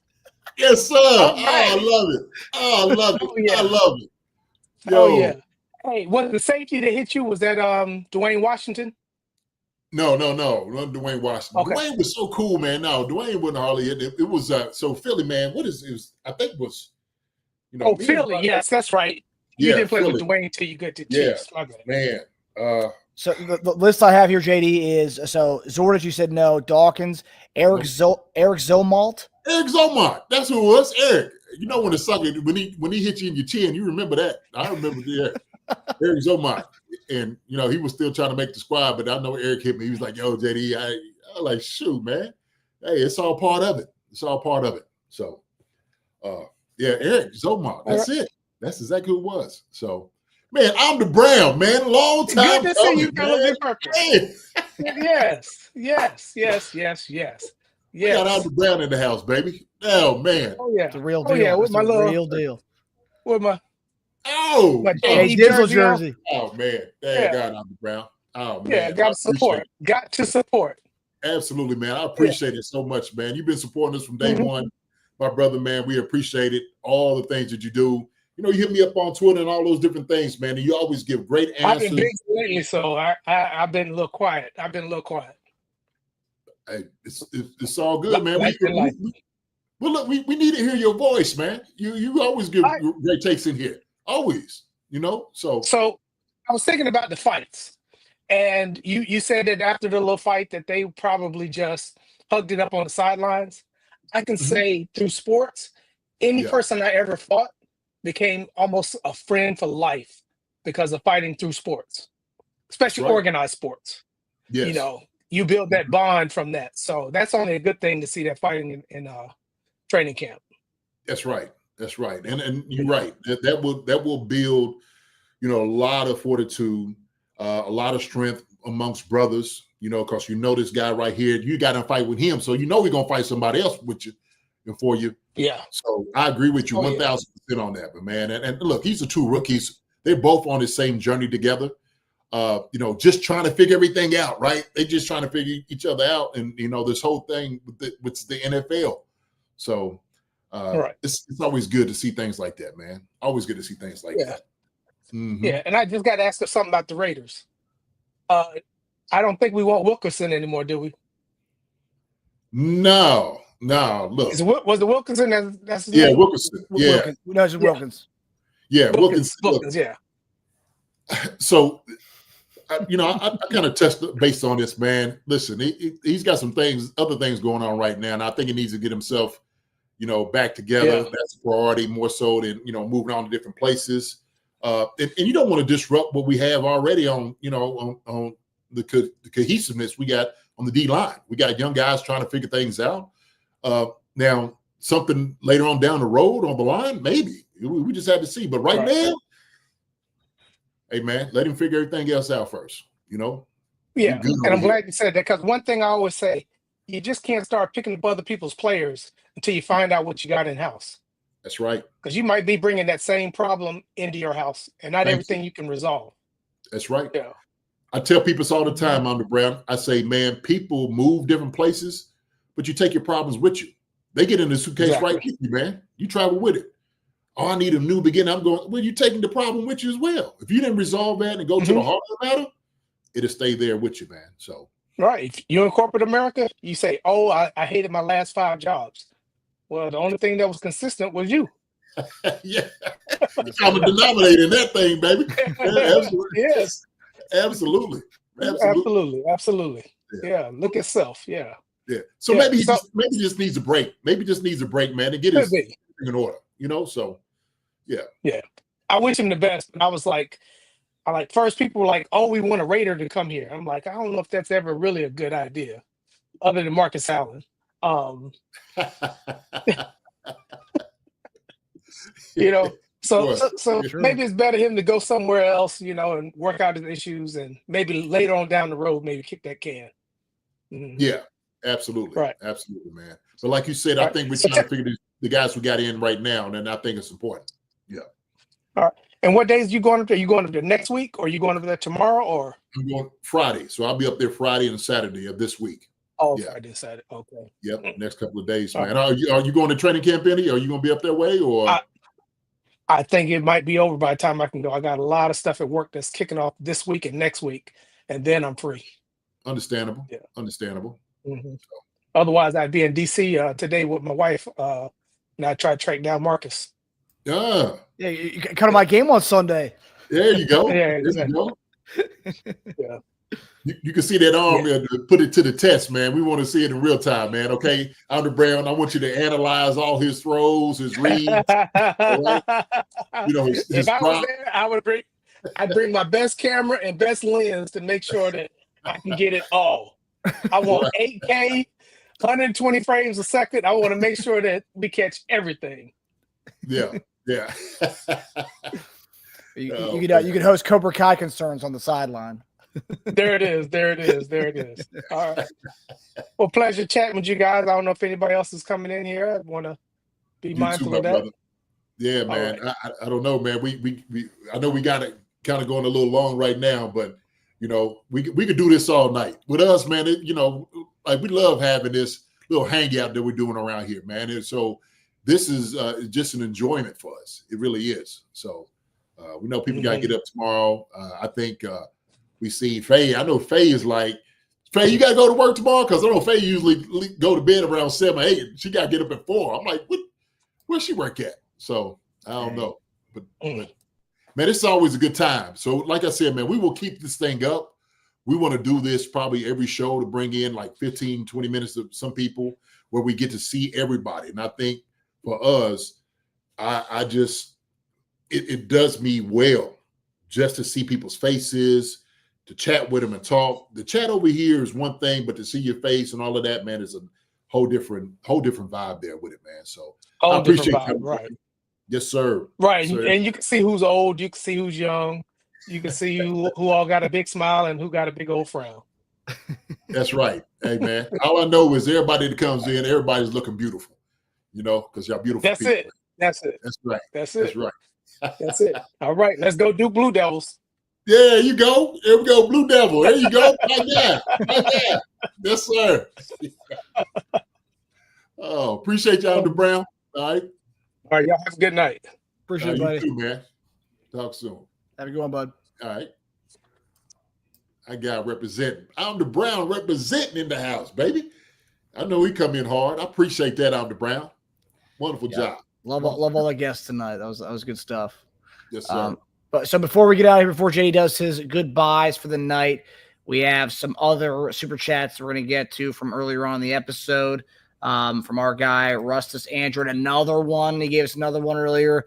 Is it just me or does Marcus look like Alex Smith? I've never heard that one before. That's a new one. I have not either. I have the first one. That's the first for me, Alex Smith. So I don't know. Maybe your smile. Now, after you said that, now I'm kind of looking a little bit. Your shape of your face and the smile. I know, but he's not as clean cut as you. He didn't have that in the dark hair throws it off. But yeah, the blue eyes is the only thing I could see with the Alex Smith thing. That's the only thing I got there. But he's a good looking guy. I'll take the compliment there. I appreciate it. There you go. Appreciate that, Rustus. Look, Brian said Marcus is blushing right there, man. He said he's blushing. All right. So appreciate the contribution there, and appreciate you coming on, Rustus. That was good stuff tonight, buddy. Man. Appreciate you, brother. Appreciate it. Will, Rusted Android, I'm the Brown. You guys coming in, talking to us, man. We thank you so much and appreciate it. I think everybody here in the chat, everybody that's on here, appreciate you too. So, yeah. So don't be strangers, man. JCP 4000. Andy was so pissed at how you could tell he did not want to answer the question because of the heat. Oh yeah, Andy was ready to go. He didn't heard it all before. I mean, what training camp is this for Andy? That's the thing about it. Oh man, yeah. Because what 98 he took over or training camp as a head coach. So yeah, so total. What am I thinking of? It's okay. 99 is when he took over. So what is that? 2009, 19. This is 26 years. 26 training camp. 26. 27 is where he's at. 26. I don't know why I was asking the question. Like, when is this? I know Andy, me, and So 92 was his first one as a NFL coach. So 92. Yeah, but a head coach. Head coach, yeah. Yeah. So, yes, sir. Yes, sir. Man, he's seen a lot of those fights. So that question about fights, he doesn't want to answer any of those questions. He's seen enough training camp fights between players. Plenty of them. Up there, man, it was like, up in Lehigh, it was crazy. It's crazy. So I can imagine the sweltering heat. I'm just I'm thinking I'm getting myself ready for the heat and whatnot. We just came back from Mexico, so it's not a big deal. I could deal with the heat. So we're gonna be good. We're gonna water up, be ready. We're gonna put us a little bit of some sunblock on, wear our hats. We're gonna be good to go, brother. We're gonna be good to go. Wear the bucket hat, JD. Oh yeah, bucket hat. I got a big one for my coaching days. I bet you do. I was saying the bucket hat's that's a very typical coach thing to have. Yeah, I don't have like the straw ones was. I got this white one, man. It's look like a swashbuckler. That's what I look like, So I love it. So well, I think you're wearing the bucket hat in one of the graphics I have of you. I think this one. There you go, the bucket hat right there. That one? No, not that one. No, man, I got something to get my shoulders and all of this, man. So yeah. We got one more super chat. Appreciate it, JCP. Appreciate you, buddy. And one more from our guy KC. KC, appreciate the love, buddy. Appreciate it, brother. KC, appreciate you, my guy. Some may say that the Chiefs lucked out and got Simmons, but the team's winning culture is why so many great players like him want to play for KC. Absolutely. I don't think we lucked out by no means. And I made this point earlier on X, and I said that obviously the medical really scared a lot of teams away. And of course, teams had a different priority of things that they needed. So it just kind of worked out for us. But I think the Chiefs were sitting there saying, man, if he is here, we are taking it. And I think they really understood and they knew that was the guy for them. So everybody else, hey, man, shoot, they slept on him. They did. And we didn't. We went all in. We had to make sure the need was right, talk to the right people. And those guys made the call. And I'm so glad that they did. So glad that they did. And I'm glad all the other ones were too chicken turds not to get on here and make that phone call. I'm glad they did. So works in our favor, KC. Appreciate the contribution, my guy. Appreciate you. So none of your business. Show us your legs so we can tell you apart. From Alex Smith. Yeah, that one leg of his, man. Poof, man. That's brutal. I can see that on the Brown. I can see Dean Cain from when he played Superman Adventures of Lois and Clark. Oh, I can see that. My baby niece is like 2 years old. Apparently, my brother was telling us the other day, a Superman commercial for the movie came on TV, and she was like, she pointed at the TV. She was Uncle Marcus. Really? There you go. There you go. I was like, I'll take that Superman. I'll take it. That's right. That's right. Well, I know you felt 10 feet tall there, man. Yeah. I grew like 7 inches right in that moment. I was off the ground. Put your arms out like Superman too. Oh man. Oh, good stuff, man. Good stuff. Oh man. Listen, you guys. Okay. I know we've gone long, and look, we've had a great time tonight. We really have. Talked about a lot. But when I get up to training camp, man, I'm going to be taking a lot of notes, talking to a lot of different people. I'm going to put my eyes on a lot of guys, okay? And I'm going to come back with notes, my analysis on a lot of different things. Obviously, I'm taking my grandson up there with me, and we're going to have a wonderful time. We want to enjoy, obviously the entire experience, and we will. But, I'm going in to see firsthand what this thing is. It looks good on films and the little snaps here and there. I mean, but this is training camp. These guys are getting ready for great things. We know that. And so we get that the responsibility for the coaches and the players is to surface themselves to get themselves ready for this entire move for the championship. I know they don't want to speak about it and say these things, but we got a lot of work that we're going to get done. But there's a lot of work we're going to put on some jokers when we play them too. I guarantee that. And so when we sitting over here, we start checking the boxes off for each one. We're sitting there thinking how many speed knots we're going to put on their head. That's the way it's going to work. So I'm already pumped, man. I'm already pumped. And then this right here, training camp, Mark, is just bringing memories back to me. He just do. Now I'm just going to be ready, like, oh, man, I can't wait to go see it. So the ambassadors went up this past Monday, and I seen all those guys getting out there and talking and whatnot. I meant to call Shop and see what he was talking about. I wanted to see what he wanted to talk about, Will and all those guys. So I'll get to see and see what they said. But, hey, man, listen, you guys, we will be back next week. I want y'all to take care. Y'all have a wonderful night. We love you guys immensely. Thank you so much for the contribution for each and every one of y'all. And you don't have to give the money. You don't have to do any of those things. But your presence here in itself speaks volumes about who you are. We thank you for it. So everybody that came out tonight, just watch us get on here and whatnot, just run our mouth. Thank you. Thank you. We appreciate you. And we love you. We love each and every one of you. You guys are our family. That's what we call it, Chiefs Concerns family. And so that's what it is, man. Ladies, gentlemen, love you guys. Okay. So listen, y'all take care. love each other the way we're supposed to love each other. That's the way it goes with us, man. But take care. God bless. Marcus, my brother, listen, I love you. Okay. You too, man.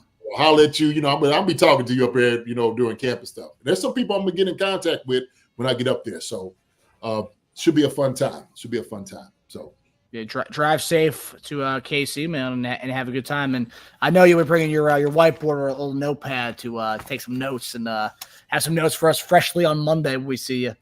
Oh yeah. Little mental notes and stuff like that. I don't want to go up there too much, but I'm gonna have a little. Yeah. Guy drops a pass. Oh yeah. I take my little notepad like this up here. This where I used to go with my coaching. This is my little notepad I take with me to kind of write things down. So I have a couple of those with me. But yeah. Jay's got a clipboard with him, like. No, man. Listen, this is camp. This is what guys are trying to get right. As long as they're trying to get right, that's all that matters. So we'll see how it's gonna work, man. So, hey, y'all take it easy. Like I said, love you guys. I will see y'all next week. So until then, y'all take care. God bless. We will see you. Marcus, my brother, love you. Got to say bye to the chat, man. There's a whole lot of people. Brian Hung up in here. Lyndon Adams, Lottie Pyramid. What's up, my guy? Faye Smith. Appreciate it. You the best, Faye. Thank you so much. Chiefs from Southern Cal, my guy, hold it down. I think a few bucks your way is appropriate. Hey, you guys, the best hours to put on the show, but we love what we do, man. Thank you so much for saying so. All right, Sam Lofton, babe, I'll see you in a minute. Optimistic James, what's up, my guy? Good seeing you. Optimistic James was on here the other night. Y'all missed him. Optimistic James came out here front and center, man. Appreciate you. Good seeing you, my brother. Demetrio Spence. Demetrio, when you coming on? I know you had something to say. I know you're going to come on sometime soon. Probably next week, man. Probably next week. So be good to see you, brother. All right. Foxing around. Good seeing you as well. What is it? We got a crash out left tackle. I'm hyped. Yes, sir. He's had the crash out. Greg Rose. Good seeing you, Greg Rose. He was on here as well. Missed him. So they keep seeing more of our people out here. Good job. Good seeing you, Greg. Sasha, Lars Zinkser, Justin Away. Let me see who else we got here. I say G Pick, Pepe Atreides, Richard Cooper, Weston Brewster. I don't know what I don't know if he answered it, what part of the East Coast he was on. But good to see you in here, Weston Brewster. Yeah, he's moving to DC soon, he said. So he'll be in my neck of the woods. He'll be able to come out of the Cobra Kai games on during the Sundays in the spring and summertime. Okay. All right. All good. General 51, man. Crazy, I'm still listening, man. Hey, man. Hey, we have a good time over here, brother. We have a good time over here. It's always a good time. So, Stu, my brother, good to see you. I'll talk to you. All right. Will, like I said, was in the house. Yeah, man. Good to see you, Will. Richard Cooper, Gary Holland. I'm the Brown. Like I said, Yuck Food 2.0. Yeah. You see, good to see you as well. Let me see here. None of your business was in here. All right. Show your legs. Oh, that's what he said. Show your legs. All right. Young native Tino, Chargers' first game lost tomorrow. Oh. Yeah. Probably. Yeah. We're going to see what they got. They've been out there for a long time, man. So that'll be a good one right there on their back. Yeah. So Chip Kip, seeing Tyler Thickpen. There's a lot of guys out there, man, putting their time in. Old school Chiefs, man. Just loved it. Diggs, baby. That's friend of the show. Friend of the show. Yeah. Diggs have been on a couple of times, man. Always a good time with him. Russ the Android, man. Appreciate you, my brother. Thank you for the contribution again. You keep getting it right. We will see you once more. Some more, actually, out here. Linda Hunter, I think I said it. Nana Sherry is here. Thank you, Nana Sherry. Yeah, this is fun having chat family as guests. Love it. Nana Sherry, hey, we are wiping it out for you. We are waiting for you to come on, Nana Sherry. Okay? Be good to see you as well. Let me see who else we got on here. There's a lot of people in the chat tonight, Marcus. Love it. Yeah, we had a lot of people. The chat was on fire tonight, big time. Yes, it was. Stanley Mooney, my guy, was in here as well. Let me see who else we got in here. Absolutely on fire. Trying to get up here, man. There's a lot going through here. Jason Tarbox, want to give a shout out to him. I know he's always doing. Gary Holland, always had to tell him. Is that my grandson, and my grandson's learning all of this, man. He loves it, So let's see who else we got in here. Man, I think that's it. From what I've seen, it was, like I said, there was a lot of people in here earlier tonight. OG Chiefs fan, what's going on? He's talking about throwing a big wide receiver. Yes, he is. So it's gonna be fun to see him too, man. It's gonna be fun to see him too. So MJ was here in the house, man.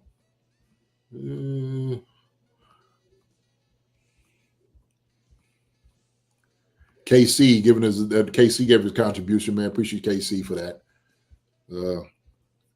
Look, I'm trying to go through this as fast as possible, you all. He's eyes. Sasha was in here. Trying to use my old Stu Thompson. I knew there was another Stu in here. I can remember. I was like, I knew it was another Stu, but it wasn't the Stu.